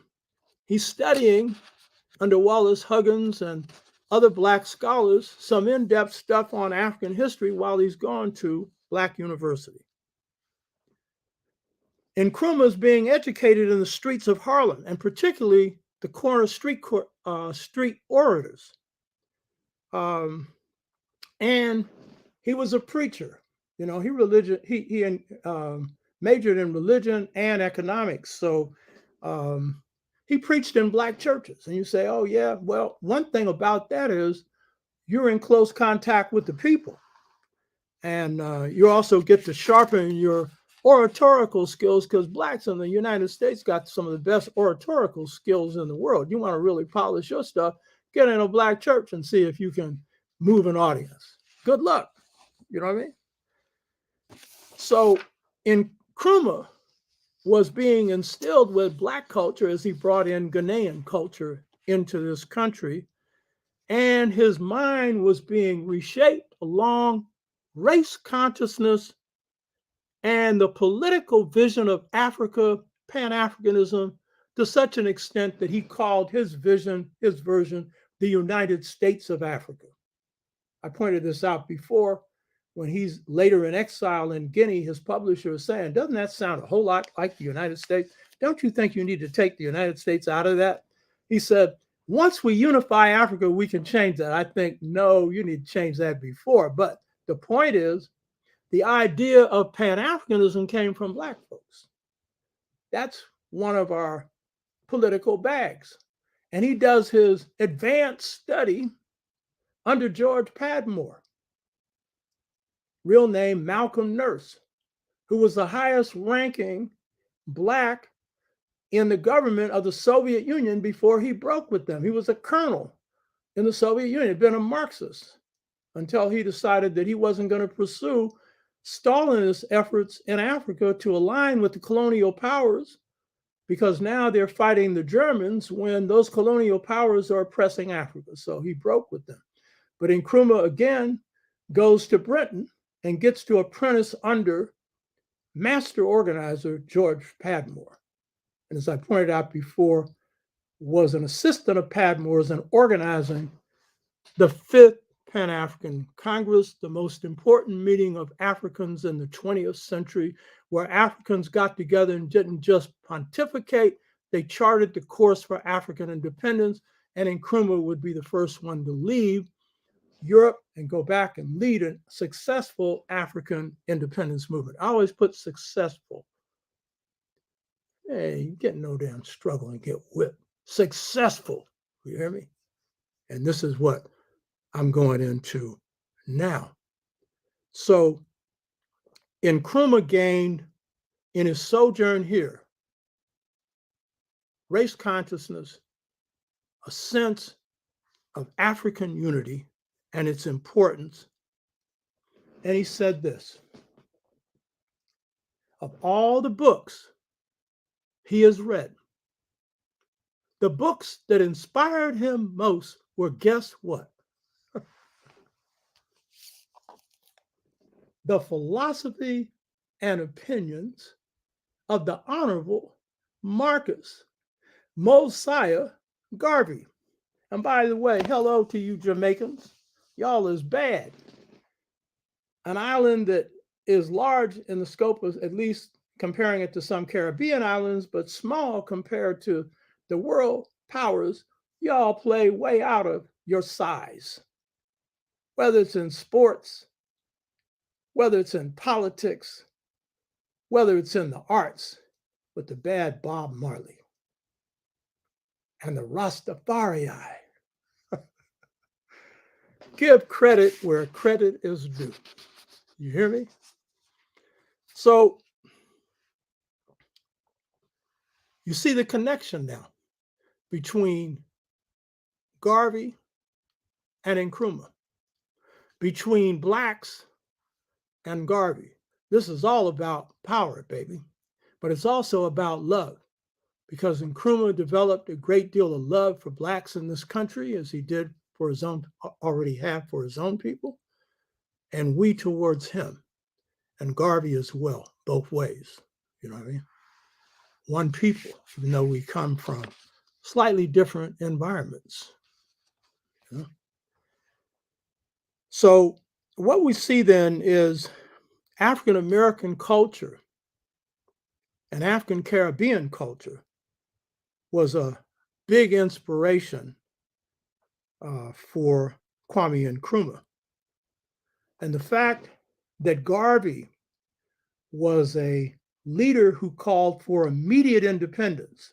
The Pan-African movement under Du Bois was one that was talking about reform, which means that they were getting ready to run a country. They didn't think the people were ready yet. But Garvey was calling for immediate right now. And so when they have the Fifth Pan-African Congress, the ghost of Garvey is all over the place. His first wife is attending. Garvey is dead. By then he dies in 1940. Fifth Pan-African Congress is in 1945. As I pointed out before, I met my wife speaking at the anniversary of the Pan-African Congress in Manchester, where this Congress was held. You know, so that's a little reward for pursuing the Pan-African path. You know what I mean? So Nkrumah gets a lot from his sojourn in the United States. 2 years after the Fifth Pan-African Congress is organized, leaders from the Gold Coast, August of 1947, in a place called Salt Pond, S-A-L-T-P-O-N-D, they meet and they form an organization called the United Gold Coast Convention. Its goal is self-government for Ghana, then called the Gold Coast. Nkrumah, Kwame Nkrumah, was asked by this group to return to Ghana and to become its full-time, the United Gold Coast Convention, its full-time organizer, which they called its full-time secretary. Now, it's interesting that they didn't call this the United Gold Coast Convention Party. They just called it the United Gold Coast Convention. You'll see why that distinction is important. Now, according to the assistant to Kwame Nkrumah, a man named Kofi Bako, B-A-A-K-O, he's given Nkrumah's official story that what happens when he returns to Ghana. Nkrumah, of course, agrees to come back. This is like God sent for him. He's going to get paid to organize an independence movement. Uh-oh. The thing is, the people who hired him, they didn't understand a few things. This was Kwame Nkrumah, who came from one of these little tribes that only produced, as John Henry Clark said, teachers. And they assumed that someone coming from a tribe like this would not have any aspirations to lead a country. They were bringing him there to organize an independence movement that they would lead. And I'll explain the they in a minute. But what they don't understand is this Kwame Nkrumah is not this young man who had gone to missionary school and, was a proper Ghanaian. He was a proper Ghanaian, but much more than that. He was a race conscious, politicized Pan-Africanist. And so when he comes back, he declares that the United Gold Coast Convention was, quote, this is coming from his representative, the People's Nationalist Movement. Uh-oh. Race consciousness was at the key of this. And of course, this also meant Pan-Africanism for Nkrumah. Now, this was something that the people who hired him didn't like. This was not their idea. They were not bringing him back to organize an African nationalist movement, let alone what would become clear later, a Pan-Africanist one that wants to unify Africa. You know what I mean? So when we're examining power, and in this case, Black power, it's important to know that while race comes first for Black people, you can never rule out class.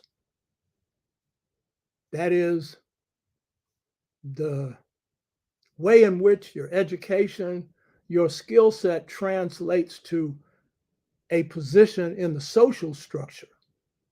And some end up being people who labor and work, and they're in one class. And you got people who get educated and can translate this into professional positions. And they may become middle class. And then you have some who get into the highfalutin area, and they become a part of the Black elite. In this country, the Black establishment of the Black power structure, which you need to know.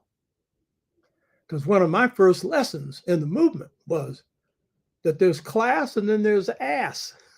You know what I mean? Some people with the class act like what I just said, but that it ain't just race, it's also interest. People have different interests based on these class positions. And then I was meeting with Julius Nyerere in Tanzania, the president of Tanzania, and we both talked about how caste interacts with race and class. And so what you have is a caste system in the United States where I don't care what class you are in, if you're Black, whites get the right to take your life and usually suffer no consequences. That's caste.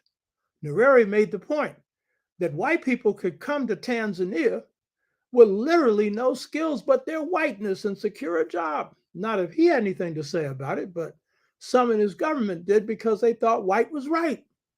You know what I mean? The colonial mentality. So the Gold Coast Convention was made up of the professional class of lawyers and doctors with degrees from Britain. The leader of this group that I'll mention in a minute had a law degree from Oxford. That's the elite university in the United Kingdom. Now, generally, Oxford degrees and Harvard degrees create Oxford and Harvard mentalities, not always, but often. Remember, I made the statement before that one of our leading scholars who wrote Miseducation of the Negro, Carter G. Woodson, said it took him years to undo the miseducation of Harvard. And many of our people who come out never do, you know? So that was the group that brought Nkrumah. And remember, Nkrumah had been barely existing in the United States for 10 years, so elite. He read about it, but he certainly hadn't experienced that. So this elite group of Africans objected to the idea that they were representing the aims of the people. They did not see themselves as being in that position. They saw their organization as one that would tell the people what to do. rather than represent their interests. Their leader was a brilliant man named Danquah, Danquah, who's author of a great book called The Akan Conception of God, which is a very good exploration of Akan philosophy and spirituality. It's a very good book, and people should read it. He was also a Christian, but he had an appreciation of African culture. And him and Nkrumah both agreed that they wanted self-government, but they had different ideas of how this would work.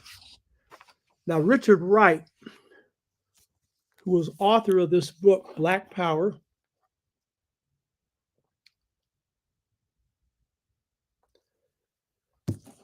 who was also a great novelist, written a number of important books, including Native Son and Black Boy, from Mississippi, had been for a number of years a Marxist, but was no longer one when he was in Ghana. Richard Wright, in this book, describes a meeting that he had with Danquah. And this is during the time in which Nkrumah and his movement is negotiating independence from the British, negotiating and organizing and putting pressure on the British. And so Richard Wright comes and asks Danquah some questions because he had attended a meeting where Nkrumah presented his case to the British for independence, and Danquah responded, objecting to Nkrumah's party, Convention People's Party. And Richard Wright wasn't very impressed with his response. He basically, his objection to what Nkrumah said was that Nkrumah was going to make Ghana a Malta, which is a little small island in the Mediterranean. That was all he could really say. So when Richard Wright meets Danquah, he raises the question of why didn't Danquah organize to represent the interests of the Gold Coast masses. And this really shows the attitude of this elite group, but especially Danquah towards the people. And it shows also the difference that Nkrumah would have with Danquah, who had hired him to lead this movement for self-government. So Danquah's response to the question of why don't you organized to represent the interests of the masses of Ghanaians, as he said, quote, "I don't like this thing of the masses. There are only individuals for me." He's really missed a whole lot here, because without the masses, there's no independence. Of course, he thought there was, because the Gold Coast Convention, this movement, their point was to succeed as the head of independent Ghana, and they thought the British would pass the baton to them. And had there not been an active movement, they were probably right. They were probably right. And so Nkrumah, in many ways, doing the organizing he would do, coming from the consciousness that he had acquired, would upset the apple cart for Danquah. And so after saying that he didn't like this thing of the masses, which is your route to power, without the masses pushing for the independence of Ghana, then the British can play around or pick some puppets, So Danquah went on to say that he couldn't organize the masses. He called this emotion. In other words, he saw the masses as emotional. This is Platonic thinking, because this is the way Plato thought. The intellectuals reason, the masses feel, they don't think, which is as far from the truth as you can get.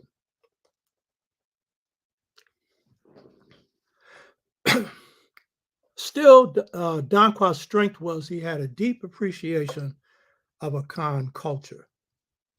It's just that it had been corrupted by elitism coming out of his British miseducation.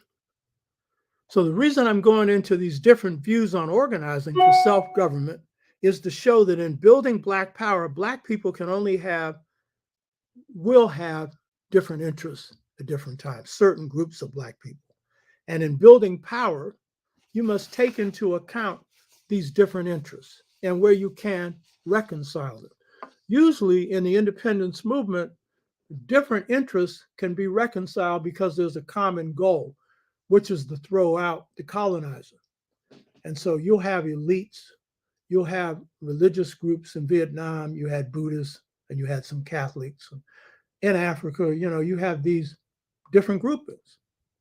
And usually you can get a common denominator, which is throw out the colonizer. Now, once that happens, then problems emerge.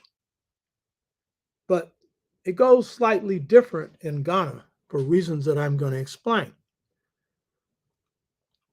But it's key to understand these different interests that are guiding people in different ways.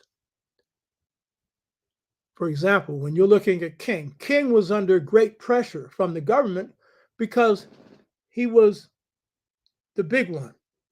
He was the maximum spokesperson for the Black freedom movement. And so he came under pressure that Kwame Nkrumah wouldn't face, though he faced a lot of pressure, not the kind that King faced, because King had a relationship with Johnson, for example. The real measure of King is that while he made some compromises, small ones, like he wasn't at the Raymond Pettus Bridge when the attack occurred on marchers at Selma to Montgomery March. He was observing an injunction put on by federal courts. And he would do some other things. But on essentials, King didn't compromise. He stood on the side of the best interest of the masses of Blacks, though he was a PhD, though he came from this elite group coming out of the South. You know what I mean? A family of preachers. When it came to the key issues, he sided with the poor. He sided with the oppressed, and that was the measure of the man. And this is the challenge Nkrumah faced. Which side did he stand on? Because he was being paid by a group of elitists, and therefore, under certain circumstances, he could take positions that supported them and be favored, though not in power. He could probably have a ministerial position, maybe, under Dankwa, maybe. So what happens is the interests, and this is a part of studying power, how interests collide and conflict, and then what do you do when they do? A conflict emerges in Ghana, February 28, 1948. Other leaders have negotiated with the British on a demand that they lower the price of foreign goods. The foreign goods are too high. Ghanaians are, paying too high a price. The British promise to lower the price and, as usual, speak with a forked tongue. The people erupt spontaneously. The market sisters, the, everyday people, Black soldiers who had fought for the British in Burma and in India. And they stage a march. And in this march, 3 African soldiers who had fought for the British are murdered. And this creates mass hysteria in Ghana. And the party that Nkrumah is representing then, headed by Dankwa and others, forced the British to set up a constitutional convention. And when this constitutional convention is set up, the British play another game.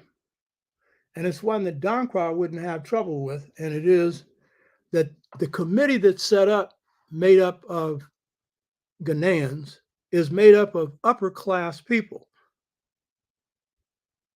chiefs, and lawyers. And the chiefs in Africa, too often, these were kings, had become mouthpieces for the colonizer. Some had not, but many had. One of Danqua's strengths is he understood the positives of chieftaincy. It was really kingship. The white boys called them chiefs. They were kings. And they were responsible to the will of the people. But under colonialism, they become responsible to those in power, the British. And so it's from these two groups that the British picked the people who are going to set up this constitution. The upper class of chiefs and lawyers. Excluded from this group are the youth, are the market women who are the backbone of the economy of Ghana, both the cocoa economy and the general trade that is done on a day-to-day basis. It's the women who are largely carrying this out. To exclude them is to exclude the real economic power in Ghana. And without them, Nkrumah would have never become prime minister of Ghana. Get that straight. You hear me? So this is a big mistake on the part of the British, because what happens is the people go wild. I want you to get this again. The people, see, this ain't Nkrumah leading all of this. The people go wild. The market women who traded on the streets and the nationalist organizations that Danqua's group didn't want to have anything to do with, they launched demonstrations. They demand that they be put on this commission. What Nkrumah does with his training and organizing, he then pulls together Ghanaian youth and forms Ghanaian youth committees. And they put forward 3 demands. And those 3 demands are, and these are very important because he sharpened his organizing skills in his sojourn in the United States and Britain. So he sees how to formulate demands that bring in the whole people, satisfy different groups, bring in the market women, bring in the nationalist groups, bring in the youth, bring in other groups. And so 3 demands get put forward by Ghanaian youth committees across Ghana. 1, they want universal adult suffrage, the very demand that King and them made, and the Southern movement made and got, in this case through federal legislation now being eroded here. So that's the first thing. That means that you're empowering the people with the vote to make the basic decisions on independence and on governance. This is a different kind of democracy than Ghana had under traditional systems, where the king had a council and it was the consensus of the council. In villages, everybody had a say-so because consensus is the basis for African democracy. But here, universal adult suffrage, this is a innovation coming from how the West operates, but being taken very seriously here to empower the people to run their own country, do the ballot, male and female. The second demand they put forward is a fully elected legislature with a fully representative cabinet. That means different groupings get put on this cabinet that make very important recommendations to the head of government and to parliament. And then the third demand was collective ministerial responsibilities. This means that the ministers of different affairs, education, housing, defense, whatever it is, they're responsible to their party and to their people. So these are demands that unify Ghanaians, whereas what the British did divided them. And these demands are the basis for Ghana establishing independence. Now, I want to conclude this on a very important point that's often neglected, even though I've talked about it, but usually not in this context. and it is the connection between culture and power. Now, we've seen it already in terms of race consciousness, the idea of independence, but this is at a more fundamental level in which African culture, in this case in Ghana, drove this African independence movement. In this book, Black Power, Richard Wright discusses a very important event that was the most important that he experienced in his travels in Ghana. You know, I read this book 30 years ago. By the way, when I bought it, the book was selling for $4. So you can tell how long ago that was. I bought this book in the late 60s or early 70s. So I went back and reread it. And Richard Wright is advised by George Padmore's wife to go to Ghana. Padmore, the organizer of the Fifth Pan-African Congress, who would become a chief advisor to Nkrumah once Ghana becomes independent. And he asked Padmore's wife, why should I go? And she said, you need to go because they're getting ready to set up an independent state in Ghana. You need to be there to see what's happening and report on it. Give us the information on it. So he was persuaded to go. Instead of flying, he took a ship so he could have time to think about what he wanted to cover when he was in Ghana. And in this book, in the front of it, is a letter from Kwame Nkrumah certifying to the good character of Richard Wright, because he knew Richard Wright in the States. He knew most of the blacks who were politically active in the United States and would bring them into his government, that is, working on some level. Maya Angelou was working in Ghana, you know, a host of others. Julius Mayfield, a host of others. So when he sees Nkrumah after arriving in Ghana, Nkrumah takes him on a drive through the poorest sections of Ghana and the nicest section. He said, I want you to see the best. I want you to see the worst.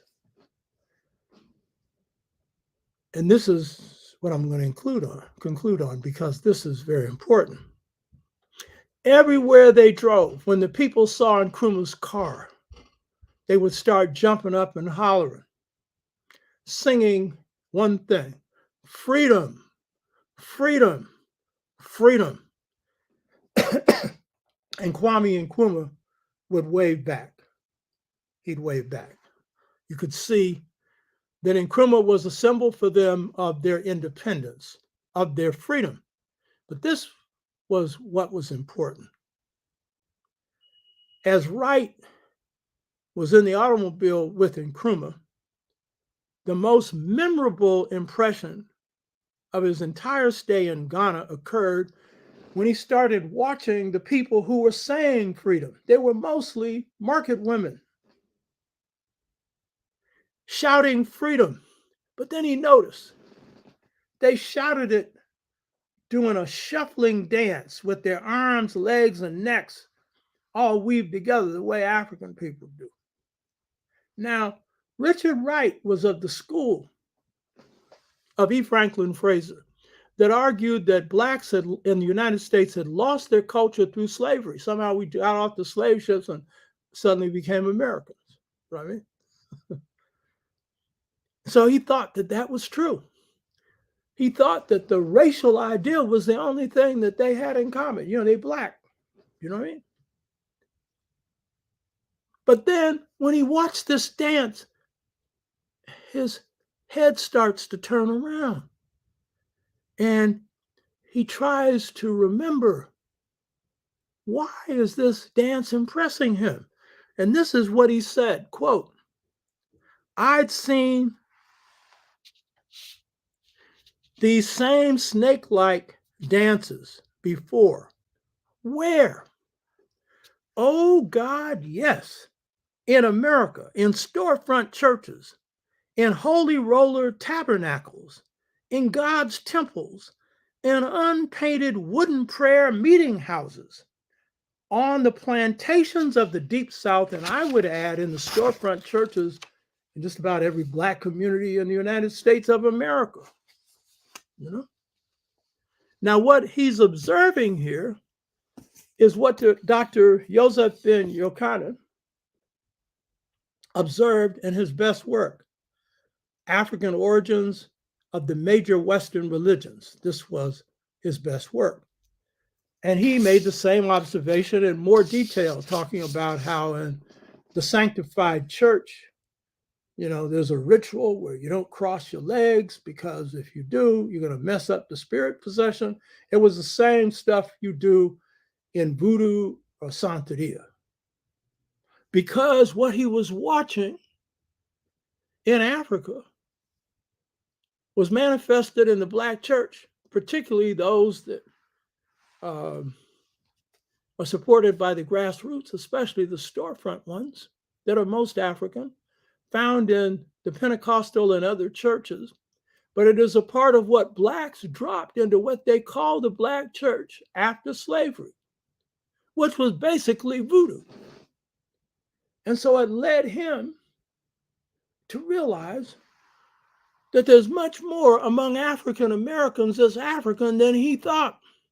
And this was his mind-blowing experience, because the liberation movement is an active culture. And I'm concluding on this, no Garvey movement, no independence movement in Ghana or Africa or anywhere else, unless the spirit of Africa is infused into the politics. The slogan for Garvey was one God, one aim, one destiny. The people of Ghana saw this movement as a movement of divine providence. They saw Nkrumah as somebody who was speaking for them. And therefore, this was a sacred thing that they were engaged in. It was a political thing. It was removing the oppressors from the face of their land, even though they would have other things to face. So, Black power and African independence. Black power and the Garvey movement. Black power and the freedom movements of the 60s. There's both a political and a spiritual component, a race conscious and a global component that we call Pan-Africanism. And when you wield it, it spins around the world. And you'd be surprised who you're picking up, who you're inspiring, whose eyes you're opening up as you're opening your own eyes up. So that's it. Hotep.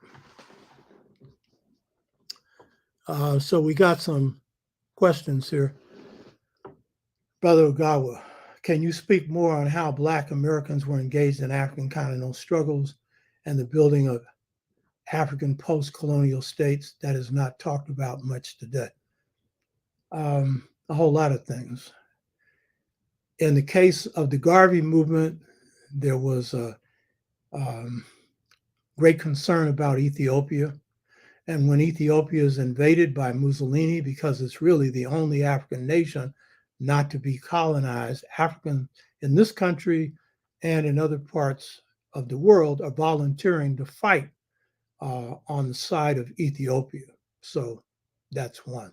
And that's Ethiopianism is the inspiration, which I covered in a show on Pan-Africanism dealing with Ethiopianism. The Constitution of Kenya was drafted by Kenyans with the help of Africans from the United States, in this case from the NAACP. So that was a part. Garvey members were part of the UNIA, a part of the ANC, the African National Congress. They had Blacks from the UNIA, a part of that. During the period of the 70s, when you had armed struggles in Africa, in the Portuguese colonies, and also in South Africa, Mozambique, Angola, Guinea-Bissau, um, Namibia, Zimbabwe, and South Africa, you had organized work in this country around providing support, material support to these liberation movements. And I led that in the Bay Area, along with Pan-African People's Organization, Pan-African Secretariat, where we gathered 25 to 30,000 Black people a year for a good 6 or 7 years and sent money and supplies to these liberation movements. And a few of our people, not in my group, but in others, actually went into the areas where armed struggle was occurring. One was a brother named Owusu Sadakwe, who went into the armed struggle in Angola. So that was another. As you saw in the discussion on the Reverend Dr. Martin Luther King, carried out by Manu Ampin, he talked about how thick King's folders were on Africa. It was a constant exchange that he had going on with African leaders, and how he attended the independence ceremonies of Ghana and Nigeria, Azikiwe, who helped Nkrumah get admitted to Lincoln University, where he also attended. Azikiwe, one of Nigeria's great leaders. Nkrumah had Africans, as I pointed out in this presentation, from the US working in Ghana. And he had this statement. He said, no part of Africa will be free until all of Africa is free. And so he was supportive of that. That was a lot of other work. So there's been a lot of work done on Africa. Let's see what else we have here.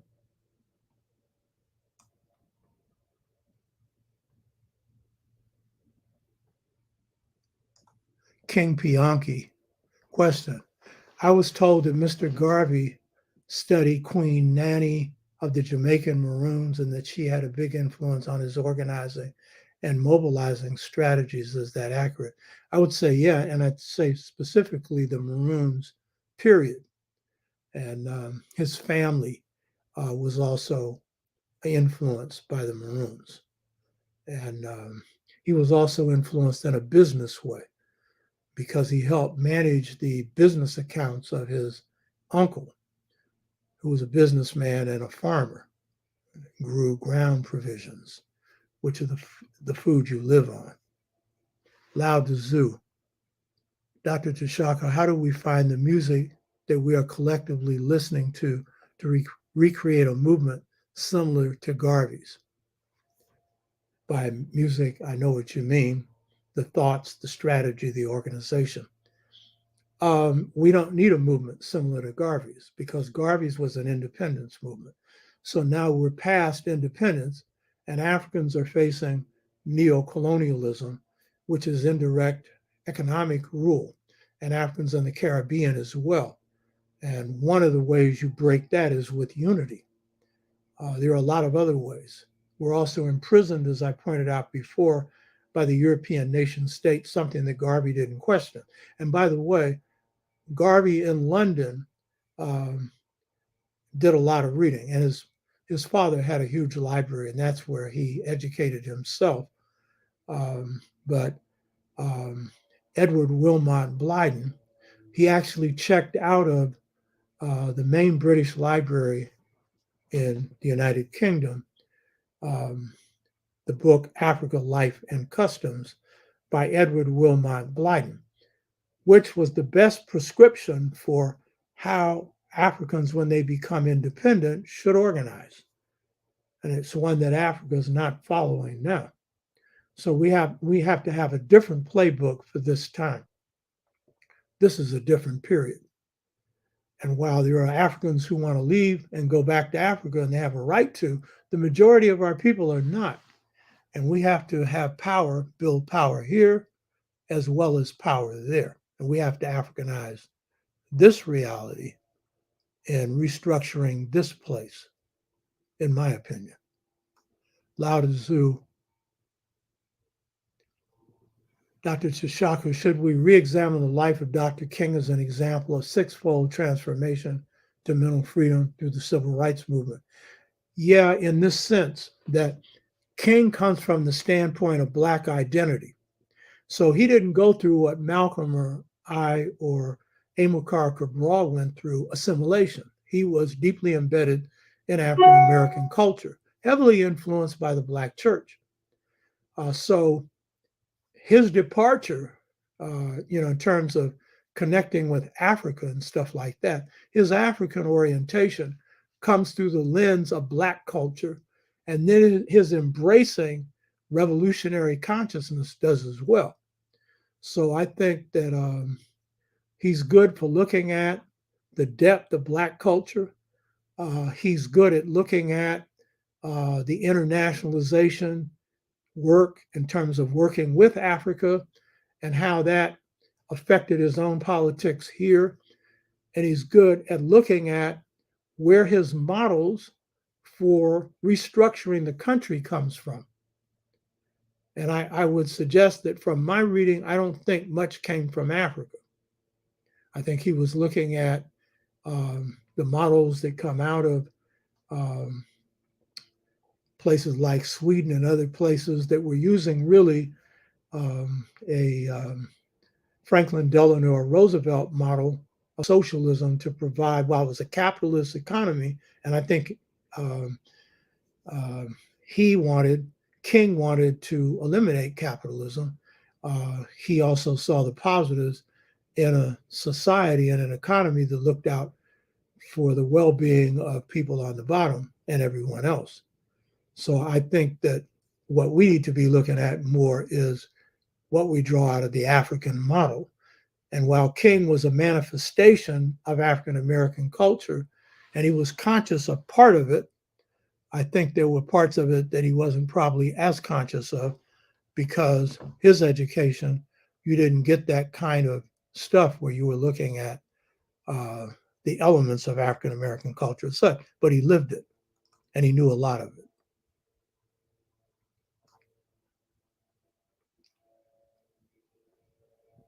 Oh, Steve McKenzie, he found a free download on the book Low Intensity and Peacekeeping, no cost. Oh, okay. Lao Tzu said he picked up the same book last week. Okay, let's see what else is here. Lao Tzu. Just a side note on the news from Barbados. Will they lead the Caribbean nation in transforming the University of the West Indies to an African-centered one? Oh, that's a good question. I can't answer that. But I think what I can say is that what my wife has informed me of is that they've made education for Barbadians, and I guess to other people there, at the University of the West Indies free. I think that's pretty good. We need some free, I don't want to joke, but miseducation here.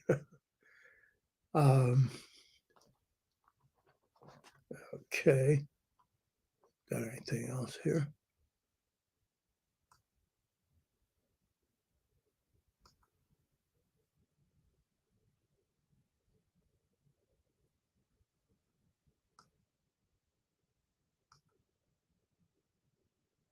Is anything else?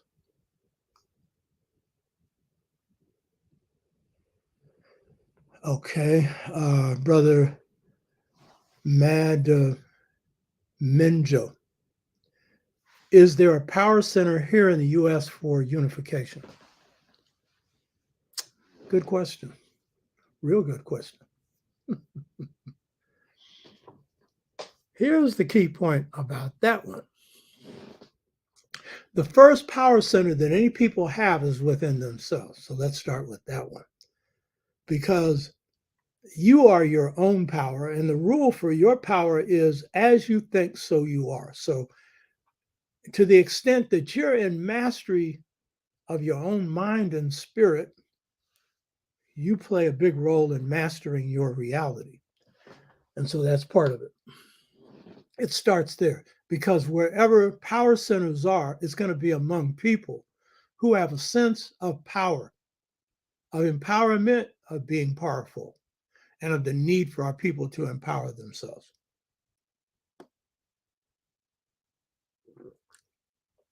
Now, here's the point. When King said we're powerless, I get his point in that that's the will of the rulers of this country. In fact, they only want you to exercise your activities in areas they approve, like entertainment. And don't get out of line. Just make us laugh. You know what I mean? Or sports or something like that. But then they don't particularly like our brother King James, who is doing some stuff for his people, or Steph Curry or others who are doing some stuff in the community. They ain't particularly interested in that. You know what I mean? But generally, there's sanctioned, approved areas where you can exercise your power that will make them laugh and not be a threat to them. But when you're free inside of here, you exercise your power on all domains. So here's the key point I'm going to make about this point that you're making here. I made this point before, and history proves it. I've lived it. Some of you are living it. It's happening under your nose right now. The Black movements for freedom are the leading movements for freedom in this country. And when they go into motion, create a chain reaction throughout the world. You just saw this last one with Black Lives Matter and throwing Trump out of office. That was a power center that came from people who were angry over the murder of Black men and women by the police, rose up to do something about it. It spread to 50 states and 50 countries around the world. But the key point is, Blacks led that. And why they led that? Because your culture, your consciousness, and your capacity to organize is like the leading force for change in this country. The 60s proved that.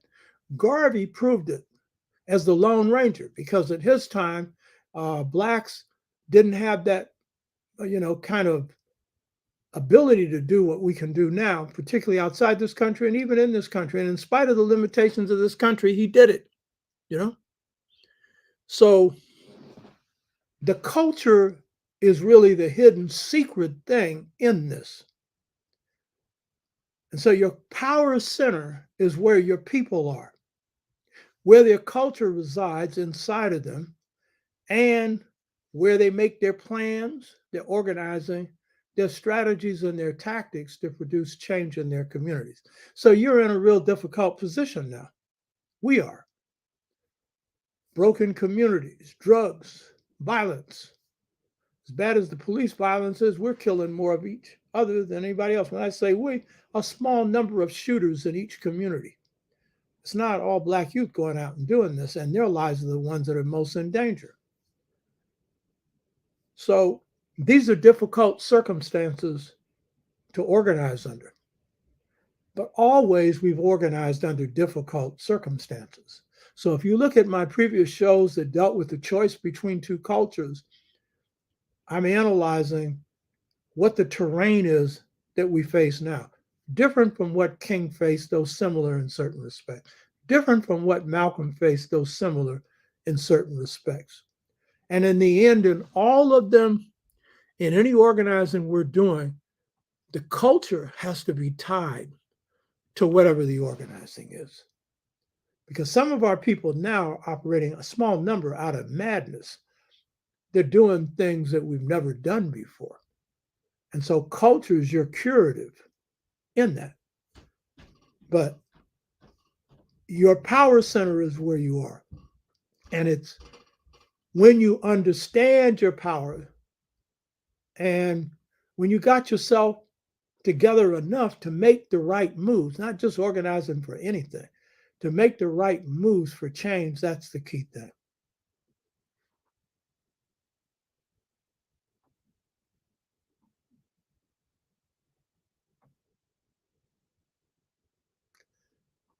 JB, kind of hard for me to chat and learn. If I don't chat, most likely I'm learning something new.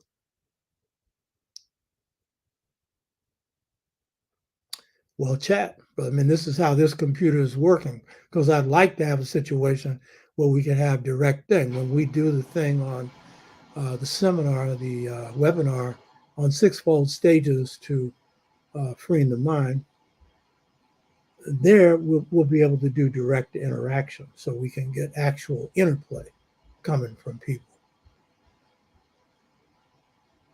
So I guess that's it. You know, it's a lot of hard work putting these shows together. I hope people who watch this show will subscribe. Encourage your friends to subscribe. This is extremely important. So next week, we'll be looking at Black Power in the 60s. So Hotep. Love you all. Y'all know that? Ain't nobody paying me for this. It could only be one thing. Huh? And one reason why you need to subscribe is there's some people who control some stuff out there. They don't like my message. And so I'm not even sure that I'm getting a count on everybody that subscribes. So subscribe. Hotep. See you next week.